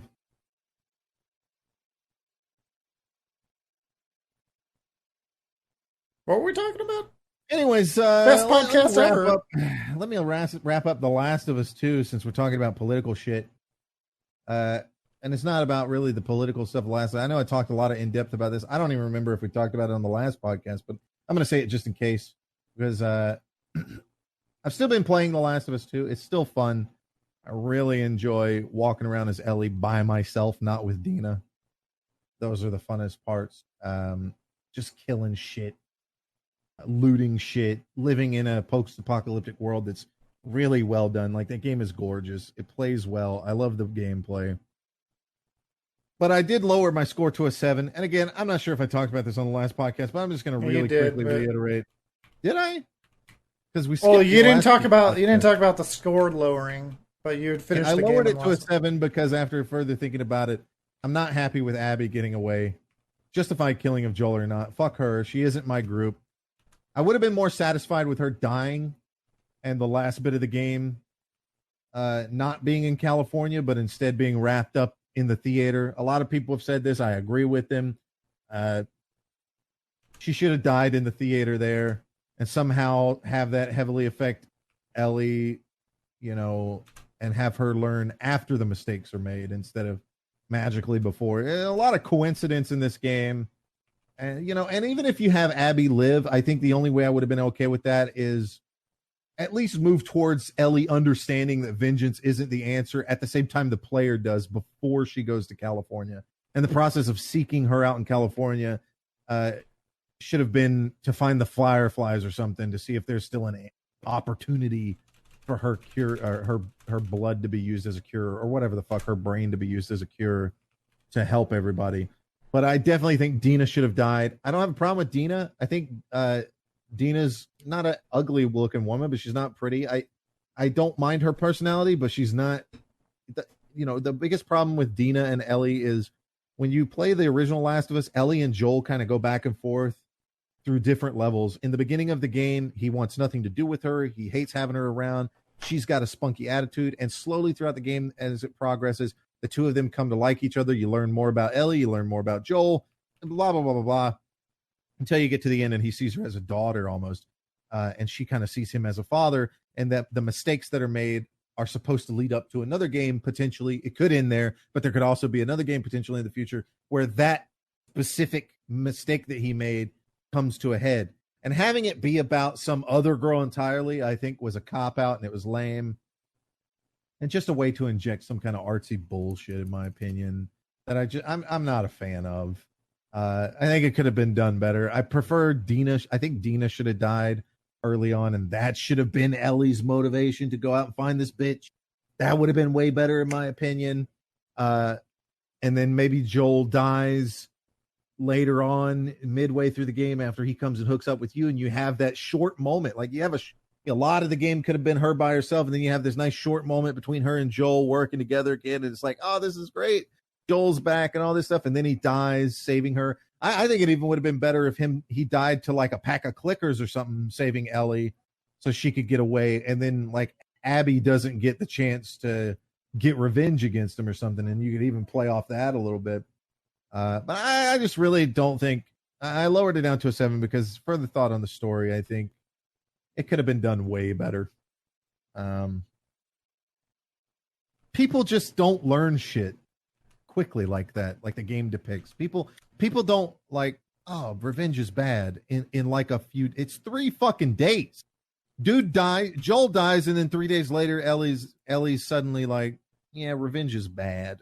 Like, that's not how humans operate, Humans just don't operate like that. They learn lessons over long periods of time and regret after long periods of time. That's the real story. The realistic version, in my opinion, looks more like that, where lots of time passes and it becomes a demon for Ellie that she has to struggle with. The fact that she mutilated this girl whose killing of Joel was justifiable because she, learns of the truth at a later point. I don't think she should have learned what she doesn't learn in the whole game, like why she actually killed Joel. But I think that would have been better. Like, she eventually learns the truth, and that kind of tears at her a little bit that she killed somebody that justifiably killed Joel. And I think that's a way better story, but whatever. I didn't make the game. It's not my art. So still a 7 out of 10. The gameplay carries the fuck out of that game. Like, seriously, 5 points of that game is from fucking gameplay alone. And that includes setting and whatnot. But that's the last thing I have to say about The Last of Us until like some kind of DLC comes out or whatever. Well, I gotta pee real quick, so help keep us talking. Play as Abby in the fucking DLC. How fucking ridiculous would that be? I think people just want Ellie's story resolved. Can't blame them either. I don't give a fuck about Abby. I'll save the World of Warcraft stuff for when he gets back, I guess. And since we'd already done political stuff, I'll just throw this in here. The Supreme Court of the United States ruled on some bullshit about women's contraceptives and insurance. I don't really care because it's a women's issue, and men can't have opinions on women's issues. So, but like, they made some kind of decision about employers can opt out of contraceptives in their employer provided insurance benefits for whatever reason they decide. And it's typically probably going to be a religious reason. I can't imagine any employer who would go, you know what? I want my women that work for me pregnant. I want the women that work for me pregnant because then I can pay them for doing zero work at all when they're on maternity leave. Whoa, what did I miss? I was talking about the SCOTUS decision on employers opting out of contraceptives in their employer-provided insurance benefits.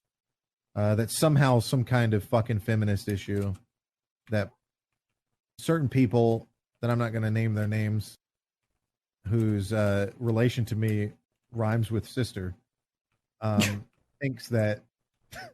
Sorry, I'm just being an ass. Rhymes with Mr. Not other. uh, Listen, I adore my sister, but she says some dumb shit sometimes, and this is one of those. I mean, it's her opinion, whatever. Sure, she's allowed to have that opinion, and I'm allowed to say that I think her opinion's wrong, just based off of simple concepts. She thinks that it's kind of ironic because so the Supreme Court rules that employers can opt out of providing contraceptives in their employer-provided insurance benefits. This isn't a law, okay? This is just a decision that was come to by the Supreme Court. And here's the important thing. There are no rights being trampled on because rights are not afforded to you by the government. The rights just prevent the government from stepping on them, okay? And contraceptives is not a right. The laws prevent the government from stepping on rights. Right. Contraceptives are not a right. Your health is not you do not have a right to be healthy. You have a right for the government to not step in between you and your health, but that's not the case here. That's not what we're talking about. The government isn't saying that you can't go get contraceptive. Then you would have a case. Instead, the government is saying you don't have a right to force other people into paying for your contraceptives. Okay? Just like an insurance company can say we don't provide contraceptives in this healthcare plan, so too can your employer now say that we don't believe that we should have to cover that because our religion demands it. Now, this is important because the important aspect of what I'm saying here is if you are going through your employer for healthcare, they absolutely have the right to decide what is in that healthcare package. Okay? Like, this is not a difficult thing to understand. If you want to eliminate the middleman, you have every right to do so. You can go straight to an employer and get, or straight to an insurance company and get your own insurance. Firstly, let's just argue to the point. We'll argue to the point first. There is no situation where you are forced to take your company that you work for's insurance plan, where they don't cover your contraceptives for your small little percentage of people out there that require birth control to regulate whatever the fuck to keep them healthy. Okay? Yes. God, I don't want to make this a long thing, so I'm just going to keep it short and simple on this one. Firstly, sure you are. If you think that that religious people are trying to trample on your rights as a woman, I've already explained to you that birth control is not a right. Okay? If you believe that that's the case, you're wrong. Okay? By the way, the opposite is actually what's happening. I want to make that clear. You telling the government to force companies who have religious values that are contrary to yours to have to cover your contraceptives.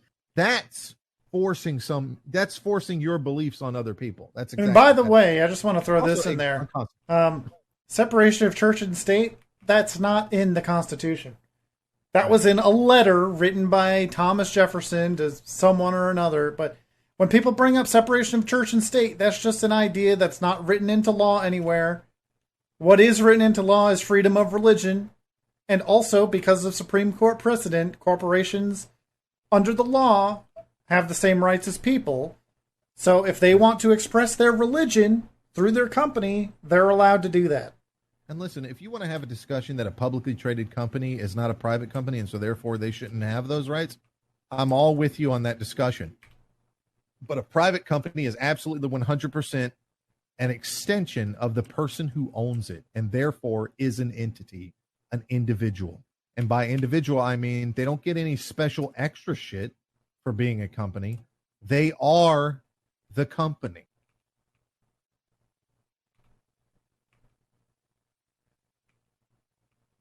What are you doing? What are you doing? Trying to find my wife. Um, Hello? So I don't want to say too much. Hello? You don't want to say too much. Okay, sorry. You said hello.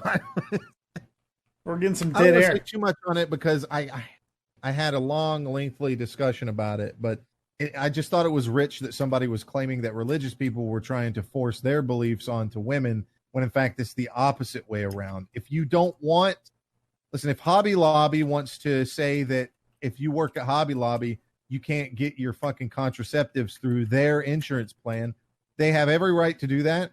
And you have every right to find a different job or pay more money to get insurance the way you want it. Burger King. Okay. Plain and simple. All right. This is like a child's argument that you should have it the way you want it and other people like it's the equivalent of like, I purchase a product and then sell it to you cheaper, but I want to keep some of the product and you're not happy with that. Well, fuck you. Go and buy it from the person I'm buying it from. It's there and available and you can pay full price just like I did. It's fucking ridiculous. The amount of fucking flack that people get. Like, I hate corporations, but I also love Twitter and Facebook and all this other shit and Amazon. Yeah. It's like, come the fuck on, man. It's so fucking crazy. I don't get it. How people that's what I was saying before. It seems like people don't want the right to choose anymore. It's like they want everyone to fucking conform to what they think is the morally right thing to do. And just don't fucking understand that they could be wrong. Or that other people might have a different perspective. And that the way the country was set up is you're allowed to have a different perspective.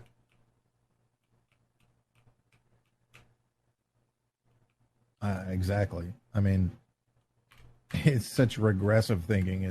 It's insane. I just don't understand how people can even approach that point. And by the way, you know, it was a video that brought it to my light by Philip DeFranco, where he's like, literally 120,000 women could be without contraceptives tomorrow who need it for their medical blah blah blah. Like, stop sleeping oh my around. God, 120,000 women out of 120 million. Oh my God, that's more than that, actually. Like, that's like serious, man. Like, can we stop with this pretending to care about the minutest amount of fucking people in this country? Because I don't believe these fucking people for a half second. Because they show time and time again that they're just dishonest and they don't actually fucking care. And they're not willing to do anything about the causes that they have. They just want other people to spend their money on their fucking causes. Every fucking time. Philip DeFranco. William Defoe. Franco de Belgium. Philip DeFranco his net worth is $12 million. How much fucking money has he put towards anything that is of his fucking other than just using his YouTube platform? But I'm sorry, that's not enough. Like, if you really care about something, just fucking making a video about it and then making advertiser dollars off of it that you don't share with anybody. Yeah, fuck off. You don't believe in that shit. By the way, complete fucking Bernie, bro. Where's my fucking part of your wealth? Where's my 6 million of your 12 million? I've demanded it. I've demanded that you equate half of it. Socialist Democrat, Democratic Socialist. Let's see it. Come on. Oh, here's another fucking crazy, scary thing that happened. So you remember that dude who was out on his front lawn when the rioters broke into his neighborhood and they came in and confiscated his guns. They confiscated his guns and arrested him. Yeah. Because he stood on his property. Because he stood on his property. They know here's the thing. These fucking politicians know that he's going to sue and that he's going to win. They know that. They don't care because it's not their fucking money. It's the people of that fucking city's money. It's their tax dollars that will just pay for that. Still, but you can't help but just be a little bit nervous at, like, what if he loses? That's like that could be like the beginning of the end for like he loses constitutional rights. The Supreme Court. He would take it to the Supreme Court, and then they've been known to do some unconstitutional shit. So I mean, what if they just bend to the fucking mob? One of the biggest things with Gorsuch and Kavanaugh was that they were Second Amendment rights supporters. That was the whole big point of putting those two in that position, and why the left freaked out so much, because they want the Supreme Court. They want one of these things to go to the Supreme Court, and the Supreme Court rule against them. But I'll tell you what would happen. The people with the guns would storm the Capitol and kill all the fucking leaders. That's what would happen. And I wouldn't bat an eyelash. I'd be happy with it, and I'd cheer Monty on as he went and did it. Why would I do it? I was saying, anybody like Monty that has their weapons and their Second Amendment rights are being trampled on by the government, I would not give a goddamn when they tore down the fucking government. Even if they, just sat there. The government, but I'll have a problem if anyone comes to my house. Well, that's the problem. Is it's easy for them to come to individual houses, but it's not easy for them to deal with a mob of armed people. And that's where the real change is going to happen, is when eventually enough of those people get upset and they say, let's march on the White House and all that shit. Let's march, not the White House, but Capitol Hill. Let's march on Capitol Hill. And listen, this is why I elected Trump, because I knew he'd upturn the system. That was the whole point of electing Trump, to upturn this fucking shitty system. So I don't give a goddamn if people like Nancy Pelosi, any of them, Republicans, Mitch McConnell, don't care. If you're not going to do something about it, if Mitch McConnell's not going to grab his own gun and fucking stand at the front of the line, I don't give a goddamn if he's one of the ones hung by a fucking noose from the fucking front gates of the fucking Capitol Hill when that kind of shit happens. Sorry. That's called revolution. That's real revolution. Not none of this pansy bullshit that's happening right now. This fucking ridiculous, I'm going to stand out here and destroy my own community and businesses. Nah. Don't care. The only reason why I think Antifa's stupid is because they don't carry guns. They're trying to revolt without weapons. They're fucking commie idiots. Plus, I don't agree with them, so I'm a little bit of a bigot. That's what it means, right? If you disagree, that's what it means with the core principles that are stated by Antifa and Black Lives Matter, the organization, then you're a bigoted fucking racist. Well, by definition, bigot means that you don't want to have anything to do with somebody because of their beliefs, because of their opinions. That's a bigot. No, I don't want anything to do with them because they're fucking idiots. Yeah, I'm bigoted. And they're fucking idiots because of their opinions. So right. I guess I'm a bigot. I'm happily a bigot when it comes to Antifa. But bigot is not just some blanket word that you can apply like racist. They try to do that. They try to apply bigot like it means racist. It doesn't. The reality is that you're a bigot to a degree relative to what we're talking about. Are you a bigot? Like if you weren't a bigot when it comes to Antifa, if you weren't a bigot towards them, then you would totally hang out with an Antifa person at the end of the day, regardless of their opinion. Well, I can say without a doubt, I would never hang out with some Antifa soy boy idiot faggot. I'm just not going to do that. And that has nothing to do with his sexual preference, by the way. Because I'd totally hang out with the gamer version of faggot. I'd totally hang out with gay people. You know, my favorite thing about hanging out with gay people is that they think I'm attractive. Because make me feel better about myself. Hey. You know what? I think you're right. I am an attractive man. Thank you. If you refer to gay homosexual men as bitches, is that being woke? Start calling transsexual male to females bitches. See how long that works. I mean, women don't like it. I don't like hanging out with transsexuals, though, because I don't want them to off me when they off themselves. I don't want to play around with that statistic. Might make like a weird double suicide pact without letting you know. Yeah, exactly. I'm ending it today. What do you mean? I filled all the food with rat poison. What? You mean the food I just ate? We can go together. I secretly have been in love with you. Oh, God. I just wanted to be friends. End up friend zoning a tranny? I just wanted some of this food. I think straight men should start friend zoning gay men. Why? What do you mean? To what end? Why? To the same end that women do it. Free shit and affection. Without any reciprocation. I mean, okay. Worst case is you deal with the same thing they deal with, right? Is every now and then you're going to get the gay guy that just wants to like slit your throat in your sleep and butt fuck you before he is taken to prison forever. Oh, right? Buffalo Bill style. Yeah. I mean, that happens between women and men that are in those situations. You just got to make sure you don't friend zone the wrong motherfucker. Simple as that. Monty, how do you like Fallout 76? It's a mixed opinion. I enjoy playing it, but I really hate it at the same time. It's interesting how that works. Just like his girlfriend. Yeah. I'm a fucking sadist or some shit, a masochist. Masticate. You know, if you masticate, you're There's eating. a lot of shit about the game that pisses me off. Like, you know, it being at its core supposed to be a multiplayer game, and then telling teammates to fuck off and do their own shit when you're doing certain missions. Kind of dumb. What else? The storage system is fucking retarded. Because you can only store 800 units of weight. When the game first came out, it was 400. Well, I mean, it's still shit, if you ask me. Might have actually been 200. I don't remember.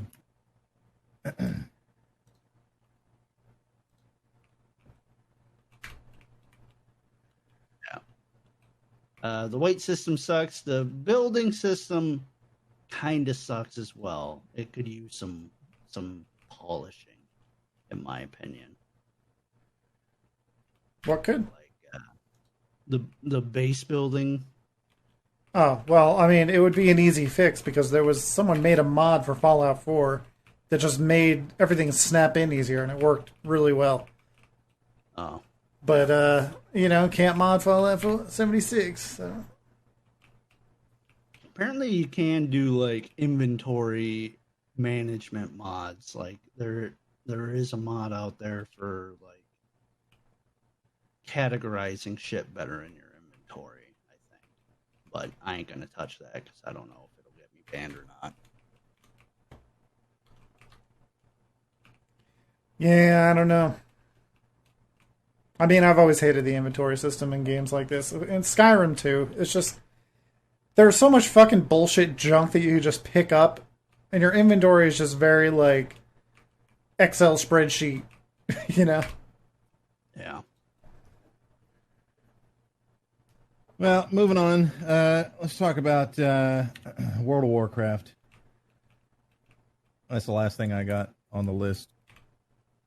They did a little showcase for Shadowlands over the weekend, last weekend. Or maybe it was the week, whatever, something like that. There's a lot of people bitching about Covenant abilities not being balanced. They've been doing that since they first talked about Covenant abilities. I know Asmongold's a big fucking advocate for that. Like, oh, you've got to balance it so that I can look like a badass, but also get the best in slot thing. And listen, I understand that complaint. We've talked about this before in the past multiple times. Like, yeah, of course. That's how it should be, right? I mean, I should 100% be able to look the way I want while also enjoying the content that I want. To some degree. I mean, I would say that, and I'm going to play a little devil's advocate here. Devicate's advocate. Devicate's Advil. Advil, yeah. And to a degree, I'm going to do it doubly so, because while I absolutely think that that's the case, 100% that is the case. I should absolutely be able to, in my opinion, get access to all the best in slot gear and item level stuff and look as cool as I want. I should have access to the same fucking shit without having to do stuff that I don't want to do. And this is kind of the area where I agree with Asmongold on that. Well, the reality is he's agreeing with us because we've been saying this for a long time while he sat here on a throne of elitism saying that shouldn't be the case. So it's just kind of rich that now all of a sudden he wants it to be that way. Like now he wants, to be able to look however he wants by choosing the covenant that he desires. But at the same time, he also wants the best in slot fucking covenant ability. So I don't get this complaint that he has because it's completely against everything he's ever said. But hey, whatever. He's on our side. I don't know. For some reason, he's always wanted, always the best shit to come from raiding, and it doesn't even seem like he enjoys raiding.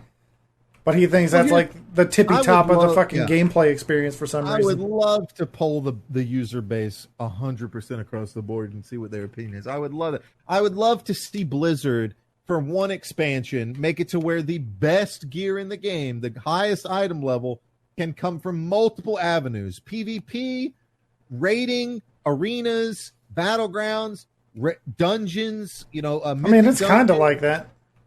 Well, no, I'm also saying crafting, like shit that's not necessarily difficult, rewarding the best item level, and difficult stuff rewarding cosmetics. I want to see that happen, and then I want to see the metric data on how many fucking people are actually doing raiding now. That's what I want to see. That's the data that I want to see. Because if you look at Raid Finder is massively successful. Just insanely successful. And why is that? Because there's people that go there and want to get the gear. It's not a fun experience. Nobody does it for the reason that Blizzard intended. The Blizzard did it so that people can experience the content without having to worry about getting 20 people together. It's not only that, but a lot. If you try to get into a raid that's not Raid Finder, people are like, "Link your fucking ahead to the curve achievement," which means you finished the raid on heroic before the next content patch came out. So, in order to get into the raid, you got to have already done the raid, and people don't want to fucking bring new people through it for some reason. Shit in fucking Destiny, man. Well, and this is the problem. Blizzard promotes elitism. Bungie did it with Prestige, the concept of Prestige. These things just promote elitism. Look at one of the most popular WoW streamers. He's an elitist who is now suddenly begging for non-elitism. I'm sorry. If you want the best in devil's advocate here, arguing from Asmongold's old point of view, his old point of view from a week ago, if you want the best in slot gear, you got to do like everybody else does and join the covenant that everybody else joins, right? I mean, that's the same argument. If you want the best gear in the game, you got to raid, mythic raid like everybody else. Why should you get shit if you don't do mythic raiding? Why the fuck should you get the best covenant ability if you don't look like a gay fairy faggot running around through the little Shadowlands forest, pixie forest, bitch? I'm not saying that's the one, but I'm just making a point. So people are claiming that people will just go to the covenant with the best ability. Yeah, no shit, man. Let's play devil's advocate for the developer for a second. Now, my position. I think that, yes, of course, you should be able to pick whatever covenant you want for visuals and for aesthetic and role play purposes or whatever, and still be able to choose whatever ability you want. Yeah, absolutely. And I'm not asking for homogenization. I just think your covenant should be a secret pack that's made, not based off of whatever. Or whatever they can come up with to make that happen. They're trying to make the different covenants unique, and they're already unique through their flavor more so than the abilities they offer. So you don't really need to make the abilities unique. You can have some unique abilities here and there that are utility based, like the vampire guys having more of a health vampirism type thing that you get kind of passively or something, or just whatever. But when it comes to the abilities, those main core abilities, I think they should either all be homogenized if you're too afraid to do some kind of back end thing where somehow you get access to the other Covenant shit. And people are saying, I can't wait to be able to pick whatever Covenant ability I want in 9.3. Like, and, you know, rightfully so, they're giving some shit to the developers. But let's play devil's advocate for the developer here.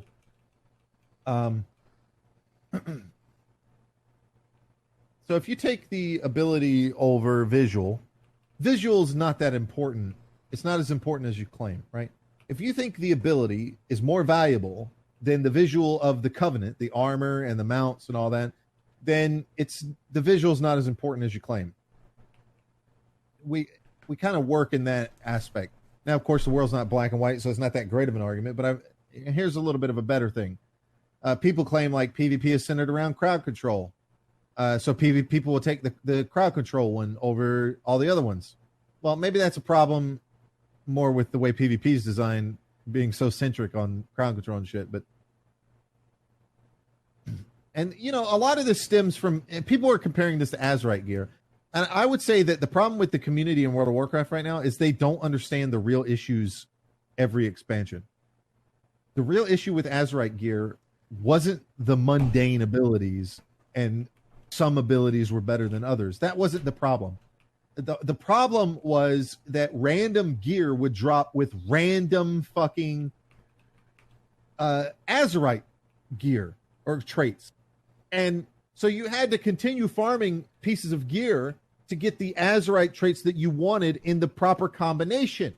There was no way to mix and match combinations of Azerite traits the way you wanted. Now, Blizzard could have fixed that by going, okay, you can pick and choose what Azerite traits are on gear, and when a piece of gear drops, you unlock access to that Azerite trait for any piece of Azerite armor, and you can mix and match however you want. And if they were too afraid of that kind of customization, they could have easily put limitations, like you can only get one of this trait or two of this trait or whatever. Or even like a thing where there's a pool system where you have similar to corruption. You have 1,000 points. Each trait is worth a certain amount of points, and it diminishes based off how many you put in. Anything like that, they could have done that. Okay, the real issue was with not being able to keep good item. Like you would have a helmet that has all the traits you could hope for on a piece of gear, and then another piece of gear drops that's 10 item levels higher, or 15 item levels higher. Just for the sake of argument, I won't say 5 or 10, 15 item levels higher, which is unanimously considered to be better than those traits. Like take 15 item levels above any trait. Now you have a new piece of gear that's 15 item level upgrade, but the traits, you've just lost traits. So it could change your play style. It can change the way your character performs at in game. Now suddenly, even though your stats are better and the armor's better, your shit's not really working in the proper. What you it's the same thing with corruptions. I mean, you can take something that's, you know, you have Twilight Devastation on a 445 piece, and then you get a 475 piece that's better in every way, but your DPS goes down because you don't have fucking Twilight Devastation corruption. Right. Because random. So that's something people need to understand. That's the real issue. That is happening with Azerite trait. This Covenant system is not the Azerite system 2.0. The Covenant system, you can choose a Covenant, and then it's basically a talent. It's basically artifact weapons from Legion. Basically what it is. You put shit into it. You pick a path. With the exception that Azerite gear, not Azerite, but Legion artifacts, you'd eventually get everything. This one, I don't know if you'll get everything eventually. I don't think that's a thing that happened. Okay, so now that we're beyond that, let's look at the developer thing that somebody mentioned that I think is a pretty good point that was made. So let's play. People were asking, like, why do we have these talent systems when the talent system we have as a base talent system is shit? Why keep introducing these different talent systems every time? Okay, let's say you put in a bunch of player options and power that can be unlocked over the course of an expansion, just from a developer standpoint. This gives the player a progression path to work towards. They love, players love this kind of shit. All across the board, the most successful games are player progression path games. Okay? But what do you do when the next expansion comes out?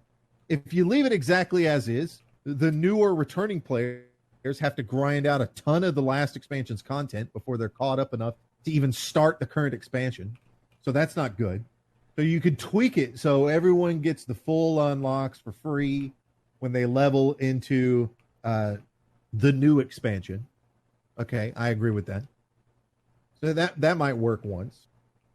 But now you're stacking so many variables and multipliers that it's hard to have room for the next expansion to offer anything new. Okay. It's like starting a brand new single player RPG already in New Game Plus with all the powers and unlocks of the last installment. We see this typically in sequel games. You'll play a game, you'll become a badass. Next sequel, they got to strip the powers from you. If they don't, you're pretty much a god already, and there's no challenge to the game whatsoever. Now, a lot of people could argue, and I would argue, that fun should be more important than challenge. But, you imagine playing a game like Fallout 76. If you have everything and you've done everything, what's the point of playing the fucking game? It's like Destiny. Destiny is a fun game to jump into and shoot people because the shooting mechanics are fun and enjoyable. But once there's no content, what do? There's nothing to do. It's just monotonous. It's like having a job now. So it's something that what you do end up doing typically is you put it aside and you come back to it later when you just feel like shooting shit. Of course, there's better games out there for that kind of mentality. You can always just play Call of Duty or something if you just want to shoot some shit and have a good time shooting some shit. But there's something to be said about that. Sure. So this leaves us two extremes from a developer perspective. Either you do a partial wipe of player progression with the new expansion so they can start the process over, or you only offer a very minimal player progression so that there's less impact to it being carried over to the next expansion. Now, this is just a game of opinions here. Previously, World of Warcraft tried the latter solution and still had to do general resets every few expansions as things built up too much. So what you would see is things like Mists of Pandaria, where they did complete reworks of classes and things like that. And it was very time consuming and a lot of effort had to be put into it. And you saw people coming out of the other end, not even recognizing the classes that they played anymore. You're talking about situations like, just for example, the weapons from Legion. Those felt good. They were very powerful. And then they got stripped away from you at the end. That wasn't fun. Nobody enjoys having shit stripped away from them. So it seems like Blizzard's new perspective, ever since BFA and moving forwards, is kind of to do the minimal player progression that has less of an impact so that, you can take elements from that and continue forward with it. So what we see coming out of Shadowlands is a lot of carryover from BFA, a lot of systems that carry over from that in terms of power progression. Like, of course, we're getting rid of corruption, and corruptions are going to go away. But that will be replaced by another system of nearly equal power gain. The problem here, and this isn't, again, I'm taking devil's advocate stance here for the developers, Blizzard has definitely switched over to making things clearly borrowed power from the outset and doing a smaller reset every new expansion, but I don't know. Is it better to have these smaller hits every time rather than a Mists of Pandaria style grand revision? I don't know. My personal opinion is I kind of like the grand revisions. It makes it feel like a new game, Feels like you're having these big impactful changes that you can do with story elements. It feels more grandiose and exciting. That's just kind of how I feel. That's my personal opinion. I know that there's people out there that will have a differing opinion, whatever. I'm not, I can't just really seems stand that decision. It just seems like as they keep adding all these corruptions and Azerite traits and abilities and stuff, they keep adding all these little passive things in the background that happen and you never notice they're happening. But then they keep giving you content that you kind of need, that, like, instead of pure item level or pure stats or pure player level giving you the power, it's these little passive things in the background that just kind of happen that you never noticed. And, like, all that shit could just be condensed down into, but, like, just think about doing one fucking ability and all the calculations that need to happen to show, like, all the RNG and all the little damage bonuses. Like, the way they scale it when they add those things is just fucking stupid to me. Yeah, I agree. 1 second. 1 second. I absolutely agree that he was calling me over there. Hold on. I absolutely agree with that. I think that that is certainly not enjoyable to have your power scaled down so drastically to some degree. I don't want power scaling to be massive. I want power switching, I think, is a better solution. I think the best thing to do is suck away the strength of a character at the beginning of every expansion and have them have to build back up, but make it more grandiose each time to some degree or another. Based off the problem is when they add things, they don't add, like, random shit. They add things that you become accustomed to because it's now part of the playstyle, and then they don't fucking replace it with anything. And then you're just left feeling like it's an empty class. Like, classes, their core fucking rotation, the way they're supposed to be played, should remain the same until you get, like, set bonuses or something. Well, they've taken away set bonuses. I know. They're fucking terrible. Because they were, like, nice little things, but they weren't necessary. I don't mind it because they put way too much emphasis on it. You're right that it would be better if they were nice little things that weren't necessary, because for the longest time that was the case. And that there was other ways to get them other than mythic rating. Yes, other than mythic, absolutely. See, that's really the crux of the issue.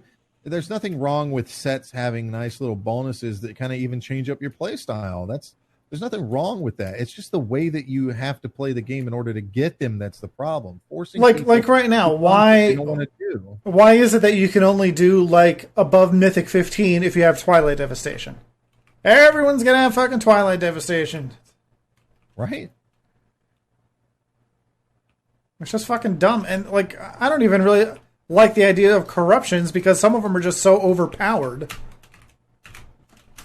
And they're random. They don't add anything. It's just like, oh, sometimes my shit's off cooldown really fast and I can do, like, 4 blade dances in a row. Awesome. And it is awesome, but why can't you just make that part of the fucking next expansion's core gameplay? Maybe not to an extent, like, where you've stacked that corruption so many times that it's just ridiculous. Right. But, like, add it to a set bonus or something. I would love to see a situation where it's more like the same power gain every time, every expansion. One that feels good, like, for example, Legion. I think Legion's power gain was fun. I mean, obviously, the artifact system needed to be worked a bit, and I agree with that. Having it gated was not fun. You need to allow people that want to just have their fun and grind shit out if they want to. There needs to be the option for people out there that want to just sit down and fucking play 24 hours nonstop to be able to power up all the way day fucking one. Let them have their fun. That's what they see as fun. Let them fucking do it. If they want to Monty a video game and just get in there nonstop all the way to the end before his friends even get a chance to play it, go for it. What the fuck are you talking about? Well, seriously, what the fuck are you talking about? That makes no sense. Makes sense to me. How? I'm just kidding. The point is they fucking time gate shit. Like right now, if I wanted to get an upgrade on my Azerite pieces, right? I have to get it with Titan Residuum or Mythic Rating. So I can get Titan Residuum, but I'm maxed on the amount I can get per week, and it takes a little over 2 weeks, about 2 weeks, to get the Titan Residuum, because you have to wait for your fucking Mythic chest to become available, and then it's in your Mythic chest. Right? That's the same problem. So then I get it, and it's still fucking random. So once I actually get the piece, it might not even be ideal. Right? So, yeah, the item level's better, and I have to take it, because it's 15 item levels better. But it might not have the traits that I want on it, and that kind of gimps me. And the same thing with the fucking, like, corruptions. Like, the store cycles twice a week, and you never know what's going to be on there, and you have to fucking grind out Echoes of Nyalotha by raiding or doing mythics, and there's only a certain amount you can get, because there's only a certain amount of time, and it's like, why can't I just grind this shit out? And even if you grind the shit out and get enough Echoes for what you want, you still have to fucking wait until it randomly shows up in the fucking rotation available for purchase. Yeah. And you know what everyone's going to do, like, oh, we've run the fucking Sims, and this is the best, this is what you want. One. Every single time. Every single time. And it's not a problem necessarily with that system. It's a problem of the acquisition and the randomness of it and shit like that. Like, if you're going to put stuff in the game where it's like, this is the best thing you can get, you have to give me alternatives on how to fucking get that. You can't just sit here and be like, oh, yeah, fucking, here's the best in slot thing in the game, and we put it in there, and people have done the Sims, and they've shown that that's the best in slot thing, and I'm just going to leave it. Going to leave it that way. Also, the only way you can get it is random until we introduce this fucking system where you can buy it for also random shit that you get for doing other activities. Anyways. I really wish they would just make everything have a clear way where you can just get things. I don't even mind if it takes a while. Just don't fucking time gate that shit. Don't time gate it.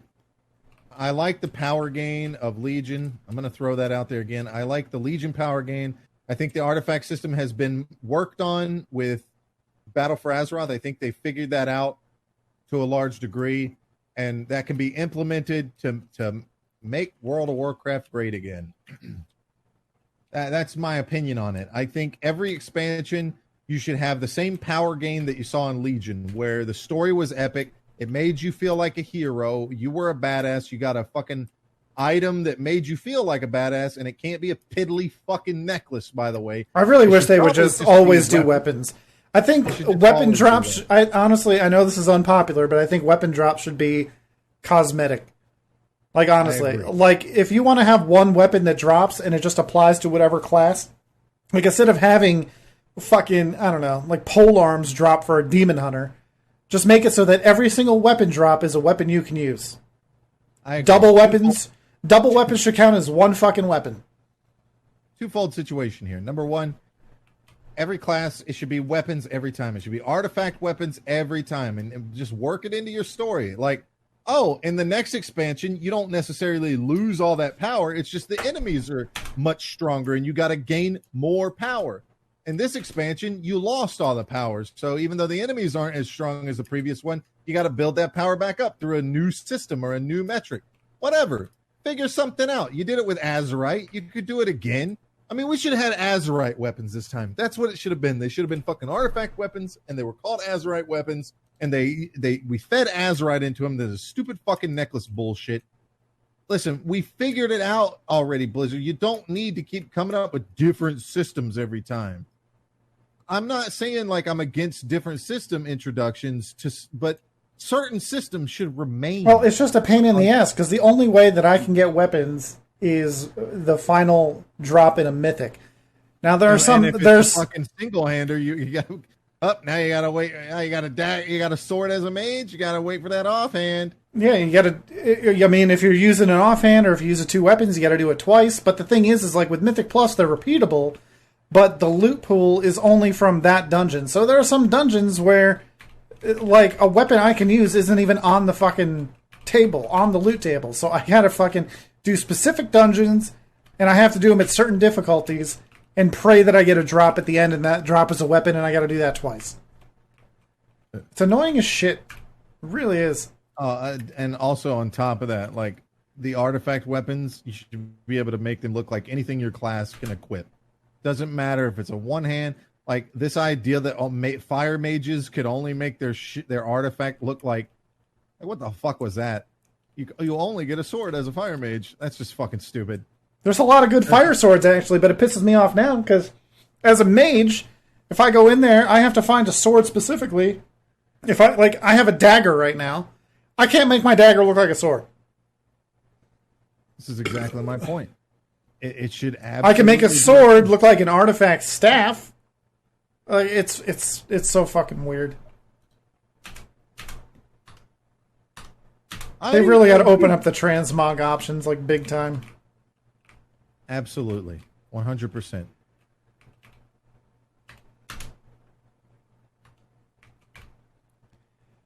So, anything else for World of Warcraft?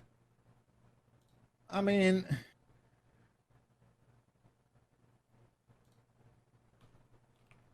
not really. We can go over the thing real quick while I wait for lead to populate in this fucking thing. What thing? This resource extractor. So there was a developer interview with Bell UR and Ian Hazzikostas about soulbinds and conduits. So a portion of the interview, he asked questions about soulbinds and conduits, and it's talking about what we're talking about. This is the big power gain for the next expansion: soulbinds and conduits, and the design philosophy behind it, and why things are and aren't swappable. So it's just a summary of it. Conduits are going to be earned from dungeons, raid bosses, PvP, and vendors. That's good. That's more stuff than just raids. That's great. Hopefully it's not mythic dungeons only and arenas and PvP, but that's good. Conduits will not drop like relics and will be a bonus drop.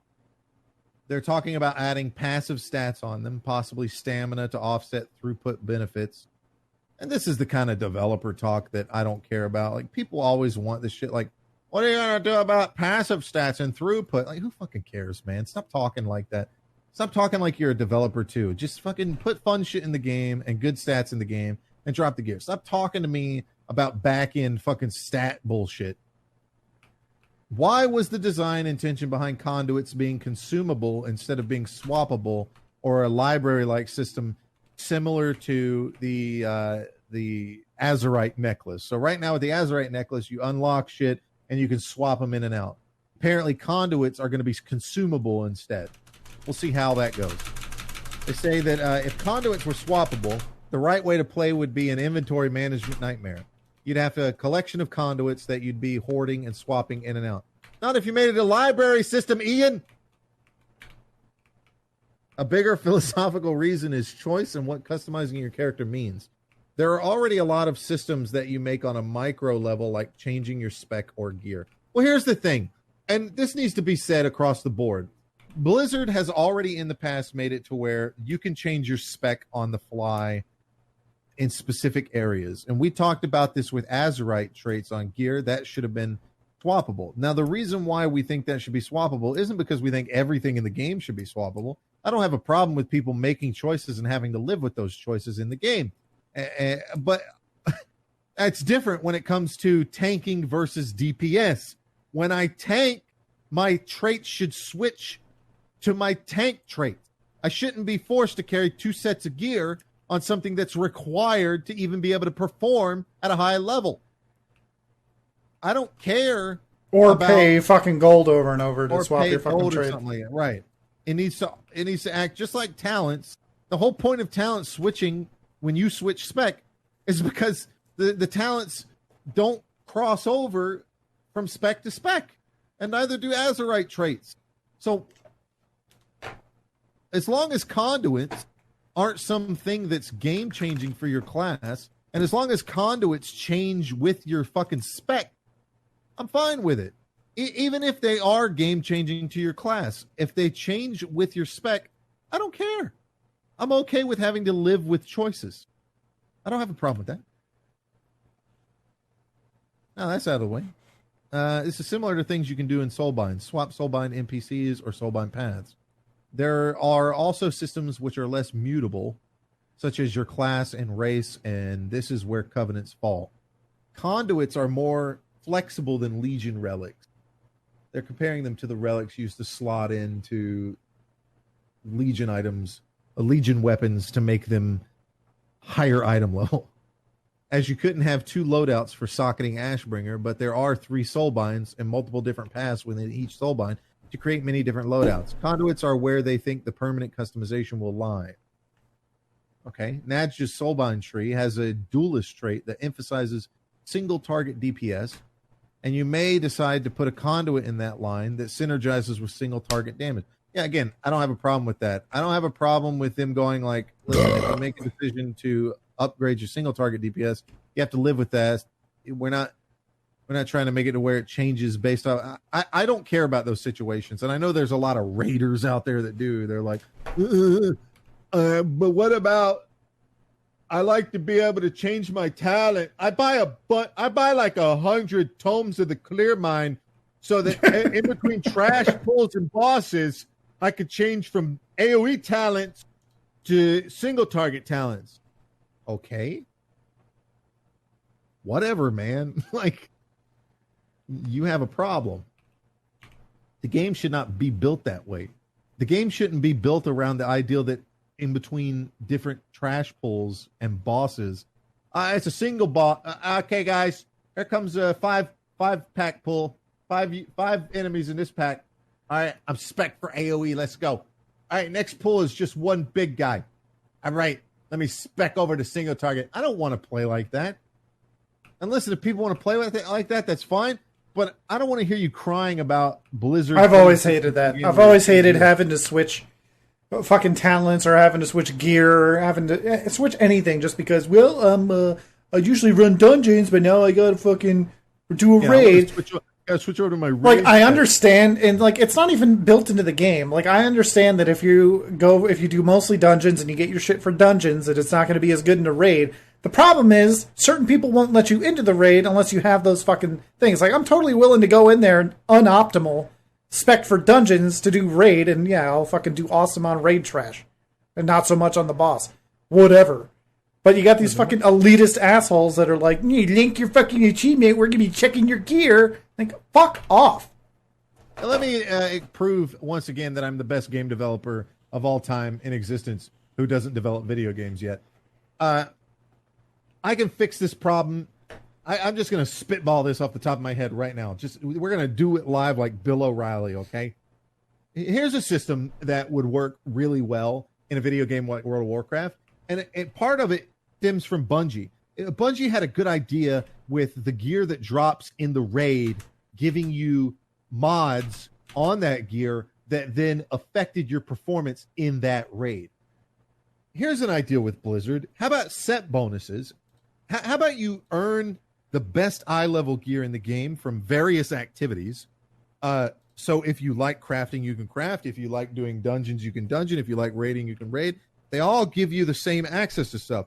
And then you get set bonuses based off of some kind of unlock. So like maybe a long quest line or, that involves doing certain dungeons, like complete like an achievement that awards a set bonus to that best item level gear. It's a single fucking piece of gear that everybody gets for their class, since they want to be done with the whole making multiple sets because they're fucking lazy. How about every class gets a single set? It looks a certain way, every tier, and you tie to these tiers achievements that you release with every big major update or patch that introduces a new raid or new tier of something. And by the way, every one of those patches should also introduce new dungeons. It should introduce new crafting materials and new crafting items. In terms of the set should be introduced to the craft. Like if you're a tailor, you should be able to make an entire cloth set. If you're a leatherworker, an entire leatherworker set. Not just goggles, not just boots. I can make a pair of boots. I'm a tailor. Can you make a dress? Nope, I'm fucking retarded. Okay, so every fucking profession like that can do that. And I don't mean jewel crafters. Sorry, jewel crafters, go fuck yourself. You can make necklaces and rings. I'm fine with that. but those aren't part of the sets. You can make ring sets and shit if you wanted to, whatever, trinkets, what have you, blah, blah, blah. But you should absolutely be able to take up leatherworking and make the best in slot, the top fucking tier, high item. I'm talking about doing it Destiny style. Is tie it to an item level based off of gear. You still have levels. Don't do stupid like Destiny and get rid of actual levels. That would be retarded. But you have a gear level, and it's this, and it has nothing to do with different levels or layers of raids and dungeons. Okay. And then what happens is, to get the set bonus that makes you perform better in dungeons, whether it be dungeons, heroic dungeons, mythic plus, you have to do all of the achievements. You have to complete the achievements, the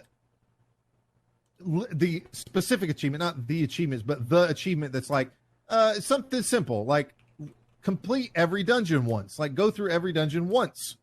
Maybe even do something like the heroic mode stuff that you do. Make those useful again. Instead of just some reskinned fucking mount, you could still have the mount attached to it, or you could still have one that's separate to the mount, whatever you want to do. But tie in the set bonus to where when you complete, let's say you have to run, there's like stipulations to it. First of all, you have to do each of the dungeons that exist for that expansion once, okay? And then you have to do, a couple of those dungeons maybe have some things you have to do in them that are special that don't really hinder your group or anything like that. And then when you complete that, you unlock the set bonus on your piece of gear. Now, normally you have an outdoor set bonus that's tied to an achievement from World Quest or something that gives you an overall benefit when you're outdoors. And then you have, when you go into a dungeon, that set bonus gets overridden by the dungeon set bonus. And when you go into a raid, it gets overridden by the raid set bonus that you have to earn from doing raids or PvP, etc. So everybody has the same gear set for their class, but then the set bonuses are based off the things that you do in those areas. So if I don't want the raid set bonus, I don't have to go into a raid. I can still get set bonuses that help me do the things that I like to do, and it's really cool and interesting. And they don't have to be overpowered or change your play style or anything like that. They can just be cool shit that they've always had. I don't understand why Blizzard has this mentality of, if we make raid sets, we got to balance everything around your raid set. What? You fucking made it. That's the dumbest excuse I've ever heard. And you also don't have to do that. Like, just stop doing things that are so drastic. Well, that's kind of what I'm saying. All the fucking random passives and all the crazy shit that they keep adding through your artifact and corruptions and stuff. It's like everything in Endgame is balanced towards having a certain amount of those random fucking effects. It's like, why? Like, I get mythics because they just go on forever. If you want to do mythic 30 and it turns out that your build lets you do that, then fine.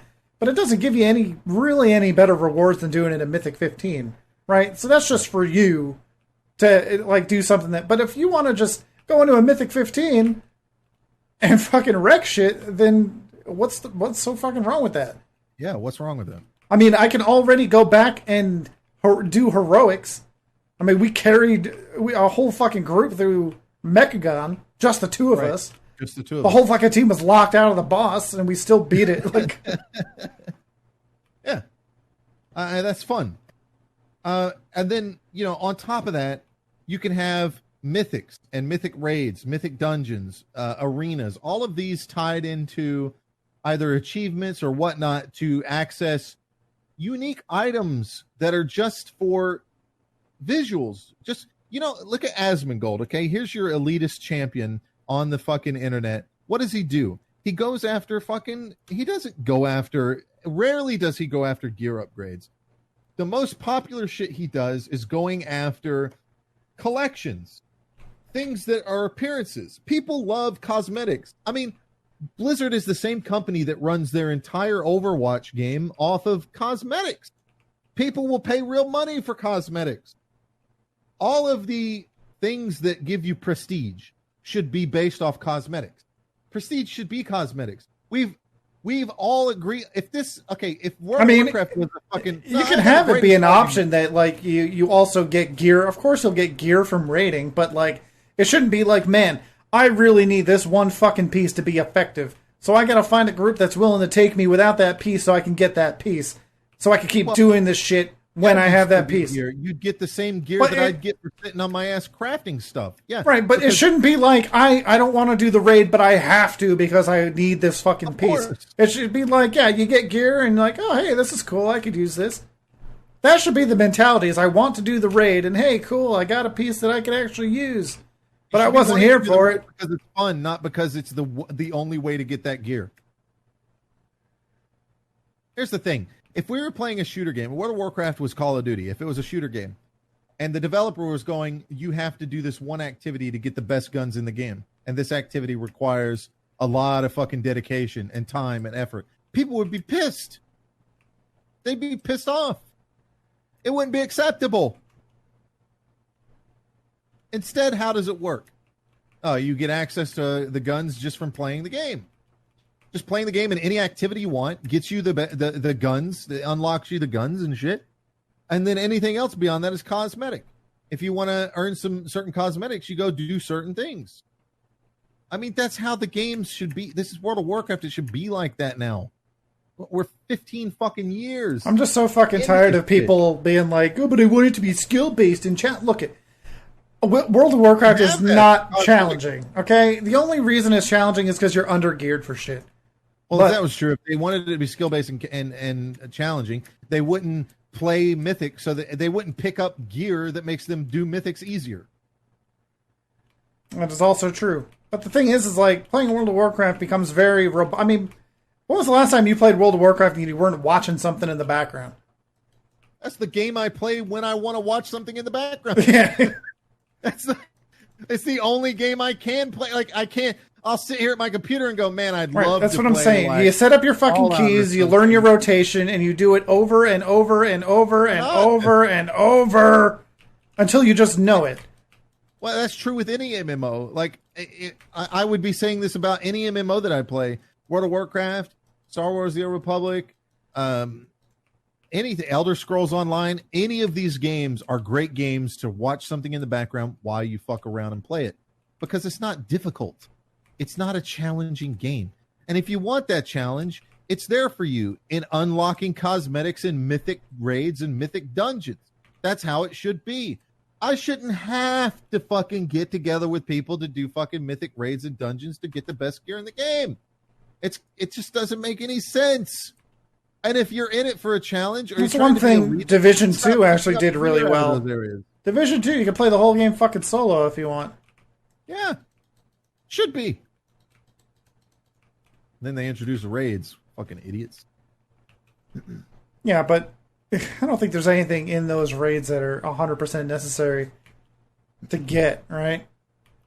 It's kind of an optional thing.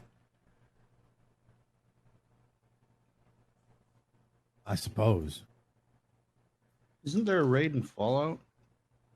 Yeah, there are raids in Fallout. The vaults are raids. Well, I mean, it's four-man dungeons, really. It's not raids. Yeah, someone's got to come up with a system that fucking changes the paradigm a little bit. Like, I still can't believe that, like, the one thing that's carried through from vanilla all the way to BFA is fucking mythic rating is where it's at. Like, or not, not necessarily mythic rating, but rating. Tired and old. It's so fucking boring too. Like, tired. I get going in there and trying to figure shit out and, progressing and finally getting it done. But after that happens, like, what? The only thing that people go back in there for is gear. Like, how many times do you really want to sit there for like 4 to 8 hours wailing on your fucking rotation against this fucking spongy ass boss week after week after week after week after week and never getting the fucking drop? Like, you don't even need the drop, right? You just kind of want it because it would help you out. It is the weakest element of any MMO today is the fucking rating bullshit. Like, it's such an old, outdated thing that just... It's like one of the only things that has not changed in MMOs, and it's terrible. It's old and outdated. It's the same thing every time. Prove me wrong. Change my fucking mind. There is nothing different about today's raids than there is about yesterday's raids. The Burning Crusade, Wrath of the Lich King. What's so different about those raids compared to now? I'll give you that the raids in vanilla were different. They were less complicated. That's all you'll get from me on that. The raids in Classic, which is fucking upheld as the best thing that they ever did, were less complicated, and there was no such thing as varying difficulties. And anybody that says that raiding was harder is a fucking idiot. I led raids, 40 fucking people. Half of the fucking raid can go off and sit in a fucking corner while the other half does the actual work. That's why they changed it to 20 fucking people. It's fucking pointless. The more people mean more people can make mistakes. Simple as that. Less people means more complicated. See how this works? What is the most difficult thing that ever came out of World of Warcraft? The fucking Mage Tower. 100% the Mage Tower.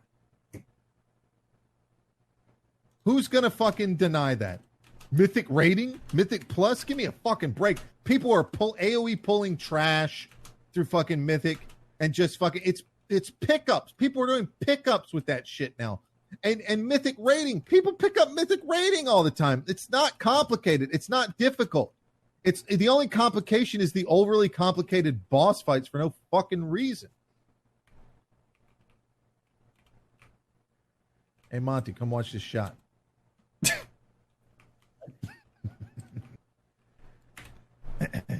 Now watch the shot. No, really, come here. Hey, get down, get down.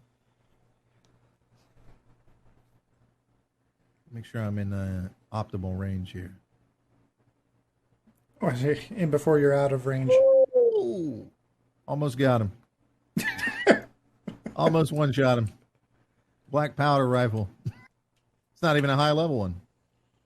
I need to upgrade it. It's level 35. 238 damage. It's like a level 15 zone, I think. Can you put suppressors on those black powder rifles? I watched you try to kill him. It took forever. I don't know if you can put suppressors on. There's definitely muzzle slot in the modification station. Well, I don't think it would make much sense. Who knows? Maybe you stick a cork in the end of it or something. Single shot. So, what else? We talked about Fallout. We talked about World of Warcraft. We talked about the crazy, retarded world of politics. Well, you got Death Stranding coming out in a few days. Oh, that's going to be good. Don't you, you son of a bitch. It was a great game. How fucking dare you? Hideo Kojima. You should be licking Hideo Kojima's balls, you son of a bitch. All right. A little aggressive there. Apologies.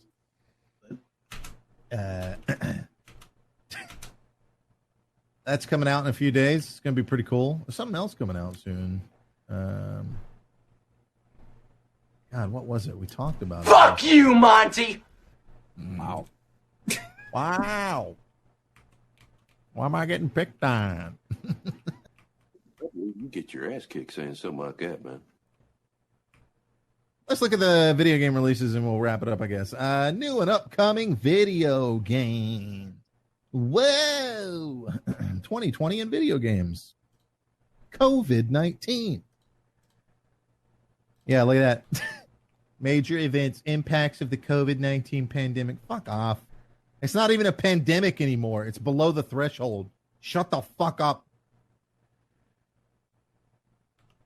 All right, July.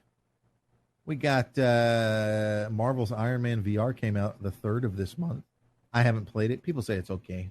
I think it's a PlayStation only. I didn't say that. People say that. People say that. People say it's pretty good. I agree with them. Say that, and you know, they're pretty smart people, so I'll take their word for it. We have the best video games, folks. Death Stranding is the 14th. That's 2 days from now on Windows. I think it's going to be great. It's going to have all the changes from its original release to now. An example of that is in the original, that when it came out, one of the annoying things was every time you'd get close to the enemies, the thing that turns on with the baby, it would slow down time and zoom around and show you that it's enabling, and it took up maybe 15 seconds every single time. And if you left the area and came back, it'd do the same thing. So it's pretty annoying. And people said that, and Kojima was like, we take that out. We take that out. So, you right? So that's what he did. Took it out. And they made it to where it only does it the first time. And I think you can disable it, or maybe it's just out. I don't remember for sure. Stuff like that is really nice. The game is really good. It has vehicles. It has this really cool system of like, you really don't think you would. You know, like package delivery. And you deliver packages and you're like, I got this motorcycle now, and that's cool. But wouldn't it be better if I had a road? Man, if I had a road, I could avoid all these enemies on the road and not have to worry about them throwing their electrical spears and knocking me off my bike or something. And you go to the road and you're like, man, that's a lot of materials to build that road up. And you find yourself going, I'm just going to stop and build the whole fucking road up this whole place. And then I'm going to just run packages everywhere. Fuck the main story. I'm not, you just find yourself stopping. I don't know. I think I spent 3 days not even progressing the story, just topping off an area because you get all these patterns and stuff that these recipes for helping people and better versions of it. There's a lot of cool shit in that game. That game is definitely worth full price. I would pay full price for that again. 9 out of 10. That game's a 9 out of 10. It only goes down to a 9 because it's the weird Kojima funky shit going on, you know, which I enjoyed in Metal Gear Solid, but this has got even more. As Kojima gets older, you can really start to see the insanity get worse, you know, like the dementia is kicking in. Like Metal Gear Solid didn't have a lot of kooky stuff, and then Metal Gear Solid 2 had some kooky stuff, and then Metal Gear Solid 3 got real kooky. Metal Gear Solid 4 even kookier, came back a little bit. He's kind of scaled it back a little bit to wrap up that story. Metal Gear Solid 5 was, you know, he was just kind of playing around. A little bit of kooky stuff going on there. A little bit of supernatural stuff. He likes to add that kind of stuff in. There's some of that here, a lot of supernatural stuff going on. He really likes that. He's a Japanese guy that's in anime and shit.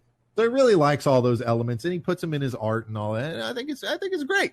But it only gets a 9 out of 10 because even though the story is followable, it's not like a story where you're going to end the story and go, what? It's very followable, but there's a lot of things in it that's just like, okay, dude. Like, all right, whatever, man. I mean, it's not embarrassing or anything. It's just the kind of stuff you probably wouldn't show your wife, you know, or your girlfriend or your mom that's something that you enjoy. It's like watching anime. Anime is very nice. A lot of animes are 9 out of 10. You know, Dragon Ball Z, 9 out of 10. Why? Because there's stuff in there where it's like, hey, we're battling and it's fucking cool and badass. But then there's like the cringy little moments of like going too far in the badass direction where it gets a little cringy, or the moments where they bring it back too far and now it's Goku and his sons eating pasta on the couch. And you're just thinking like, why are we here? Like, can we get to the next fight or the next, you know, thing that matters? I don't care about this. I like the useless stuff where it's like Goku stops to sacrifice himself so everybody can have time to do what exactly? Why? Why are we giving time for everybody? None of these people are going to beat this bad guy every single time. Every single time. I got to give Piccolo and Chaozu and Yamcha an opportunity to train so that they can help fight against Cell. Really? Yamcha's, yeah? Okay. I know there's a lot of Yamcha fans out there, but he stopped being relevant after Dragon Ball, okay? At some point when you decide that Goku's an alien and he's a part of the superior alien race of people that can become way more powerful than the average human, all of these human characters, they take a back seat, okay? Jesus fucking Christ. Can we just get real? Yeah, anyway. Let's see. NASCAR Heat, if you're into racing games, came out on the 10th. Hyperscape came out the 12th. That was a game that they literally announced at the Ubisoft thing. It just came out today, apparently. Hyperscape is an upcoming free-to-play first-person shooter battle royale game. Jesus, they're still making this. Developed by Ubisoft Montreal and published by Ubisoft. The game is notable for its integration with video game live streamers, which allows viewers on Twitch to effectively... Developed by Ubisoft and brought to you by Ubisoft. Brought to you by Carl's Jr. Well, that sounds terrible. Letting fucking Twitch decide the outcome of a match. How about the outcome of the match is the skill of the player? Can we just get that for once in a goddamn BR game? Eh? All these fucking streamers that are like, can we get a game that integrates Twitch? How about fuck you? You're literally like 1% of the gaming player base, Twitch streamers that are popular. You're like 1% of the fucking gaming player base. And you want games made around you? Jesus Christ, these people are so far up there. By the way, if I see one more fucking streamer bitching about their life and how complicated it is, you literally have people that go and get on roofs all day in the summer of July and the heat of July in America, who are up on rooftops hammering nails into a roof, putting somebody's roof on it so that they don't have rain coming into their house and shit, getting sunburned, eating away their lives every single day doing that. They come home and get 4 hours a day to enjoy themselves. And you got these streamers over here like, I feel like I need a break from the worst thing is YouTubers. I can understand streamers to a degree because it's like you have to put in at least 6 hours of a stream. If you get on and do like an hour of a stream every day, people are going to be like, what the fuck is this guy? Nobody's going to watch you. But if you're on YouTube, if you're a PewDiePie, you can literally just play. You can record all of your week's footage, the whole week of your footage in like an hour and a half and put up 10-minute videos all week long. You can put up 7 10-minute videos from just doing an hour and a half on a Sunday. And you don't even edit them. You have an editor that you pay that edits them for you. What the fuck are you talking about when you say you need a break? Are you fucking serious? These fucking people. I mean, it's crazy because I needed a break from streaming, and here I am still playing fucking 6 to 12 hours of video games a day because I'm a fucking loser. Yeah. They don't deserve their fucking success. They're not passionate enough. Let's see here. Super Hot Mind Control Delete, if you're into that game and its games comes out. I don't know if it's DLC or something. Ghost of Tsushima is the big PS4 release. I love sashimi. It looks similar to it looks like probably what a lot of people expected. What do you call it? Sekiro, Shadows Die Twice. I think a lot of people expected Sekiro to kind of be like Ghost of Tsushima, where the combat looks really good. It's got a lot of sneaking possibility to like. It's one of those games that kind of plays kind of the way you want. You're a samurai, pretty cool. It's kind of a badass simulator, something like that, you know. That's a game I never finished and probably never will. I might one day. When I get older and it gets harder as my fucking Twitch reflexes diminish. Paper Mario Origami King, if you give a fuck about Nintendo. Crysis remastered for the Nintendo Switch, guys. Finally. It can run Crysis. Finally. It's only 20 years old. Meanwhile, AMD just came out with a CPU that can run Crysis at like 60 frames per second max settings with no GPU. Meanwhile, the Switch is over here like, we did it at 720p, you guys. Made it. Made it. Horizon Zero Dawn comes out August 7th for computers, PC. That's a really good game.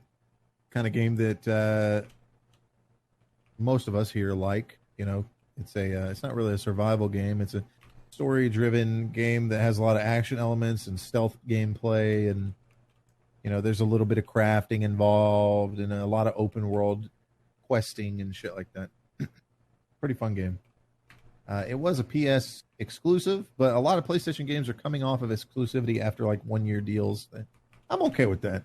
Because what comes out for the PC typically has all the fixes and changes and DLCs added to it and all that, and that's cool. Although it's kind of weird that Death Stranding didn't get any DLC at all, but I mean, what are you going to DLC for that game, I guess? Complete story, really. Metal Gear Survive Death Stranding edition. Oh man, Metal Gear Survive, that game. It's so weird that they gave up on that. Oh well. Could have been something. Well, great. I don't know if they gave up on it or we just haven't played it. True. I don't know. I haven't seen any big updates on the Steam Told store you, man, like it wasn't a bad game aside from the fact that like you can never fucking go out and collect shit unless you're wearing your little mask thing. Yeah. And that your fucking base can, like, even if your base doesn't meet the defensive requirements, but you're there to defend it, it's pretty easy to defend it with minimal damage. Meanwhile, if you're not online, it just does some kind of simulation calculation and completely fucks you over, and you sign in and your fucking base is gone. Yeah. Hated that. Our bases are gone. That whole offline thing. Yeah, that was a terrible decision about on it. their part. That was a terrible decision. Like, I'm not Watch going Dogs to Legion comes out October 29th. I don't know if I guess that's another game. Maybe they talked about it. No, that's the third one. Okay, yeah. Here's the thing. I thought that was Watch Dogs 2, but no, that's Watch Dogs 3. Yeah. Okay, cool. It's the sequel to Watch Dogs 2. Okay, so that's actually got a release date and comes out October 29th. It does look good. I talked about it earlier. I don't think I'll pick it up right away. Assassin's Creed Valhalla is on the 17th of November. We already talked about that. Cyberpunk 2077 comes out the 19th, not the 17th. That was my mistake. I am playing the shit out of Cyberpunk 2077. So yeah, that's really all there is in gaming. There's a lot of shit that don't have release dates. So, you know, what was the name of that game we talked about recently?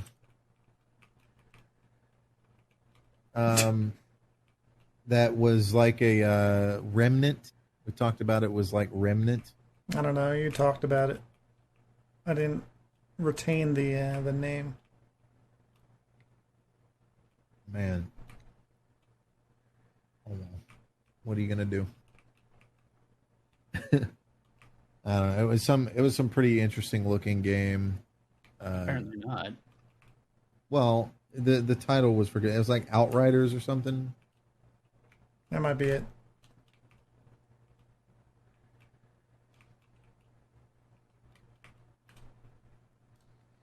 Outlook, maybe. Like Microsoft Outlook? No, Squaresoft Outlook. It's Outriders, yeah. So Outriders looks like a fun game to play. 3-person co-op, perfect for us. Got like a kind of a looks like the world 3-person co-op, like everyone gets to play, or like 2 people get to play and one person is a robot who goes and picks up ammo. God damn it. That was so fucking stupid. It's drop in, drop out. The release date is supposedly December 2020, so that might be fun to play. It is on the Unreal Engine, so maybe Monty will be a robot. God. Yeah, that was hilarious. Stupid. Fucking, what was that? That was a big title, too. Gears 5. of War. Yeah, Gears 5. Hey, 2 people get to shoot guns and you're a robot, loser. No information on Elden Ring yet. That sucks. Vampire the Masquerade still has a 2020 release date. Nothing on that in terms of what month it's going to come out. I think they're probably going to push that back to 2021. That's a really big title. Some game called New World. Yeah, that's the Amazon MMO. Online role-playing game by Amazon. Comes out in 2021. It looks like some white supremacist colonizing game. That's funny because people have said that. You believe that shit? It's like, no, it's a fucking fantasy game, you guys. Yeah, it literally has nothing to do with the founding of America or anything. It's just their idea of how cool would it be if you had Revolution era, like muskets and shit like that, facing off against people with battle axes and swords and shields. Era does not computate.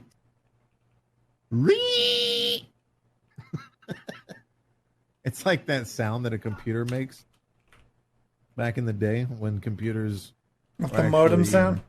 Yeah.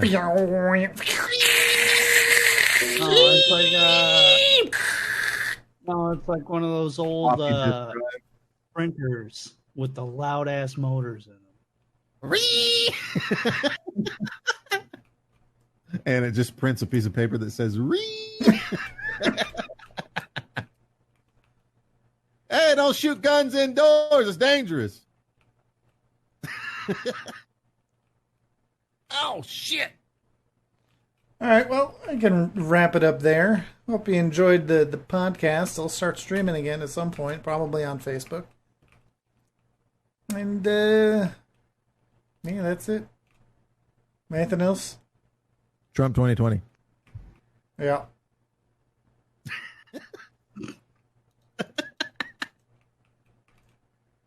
That's just to trigger anybody. Oh, yeah, because nothing else we've talked about is triggering at all. That's my goal in life, is to trigger as many people as possible. You don't really know someone until you've triggered them.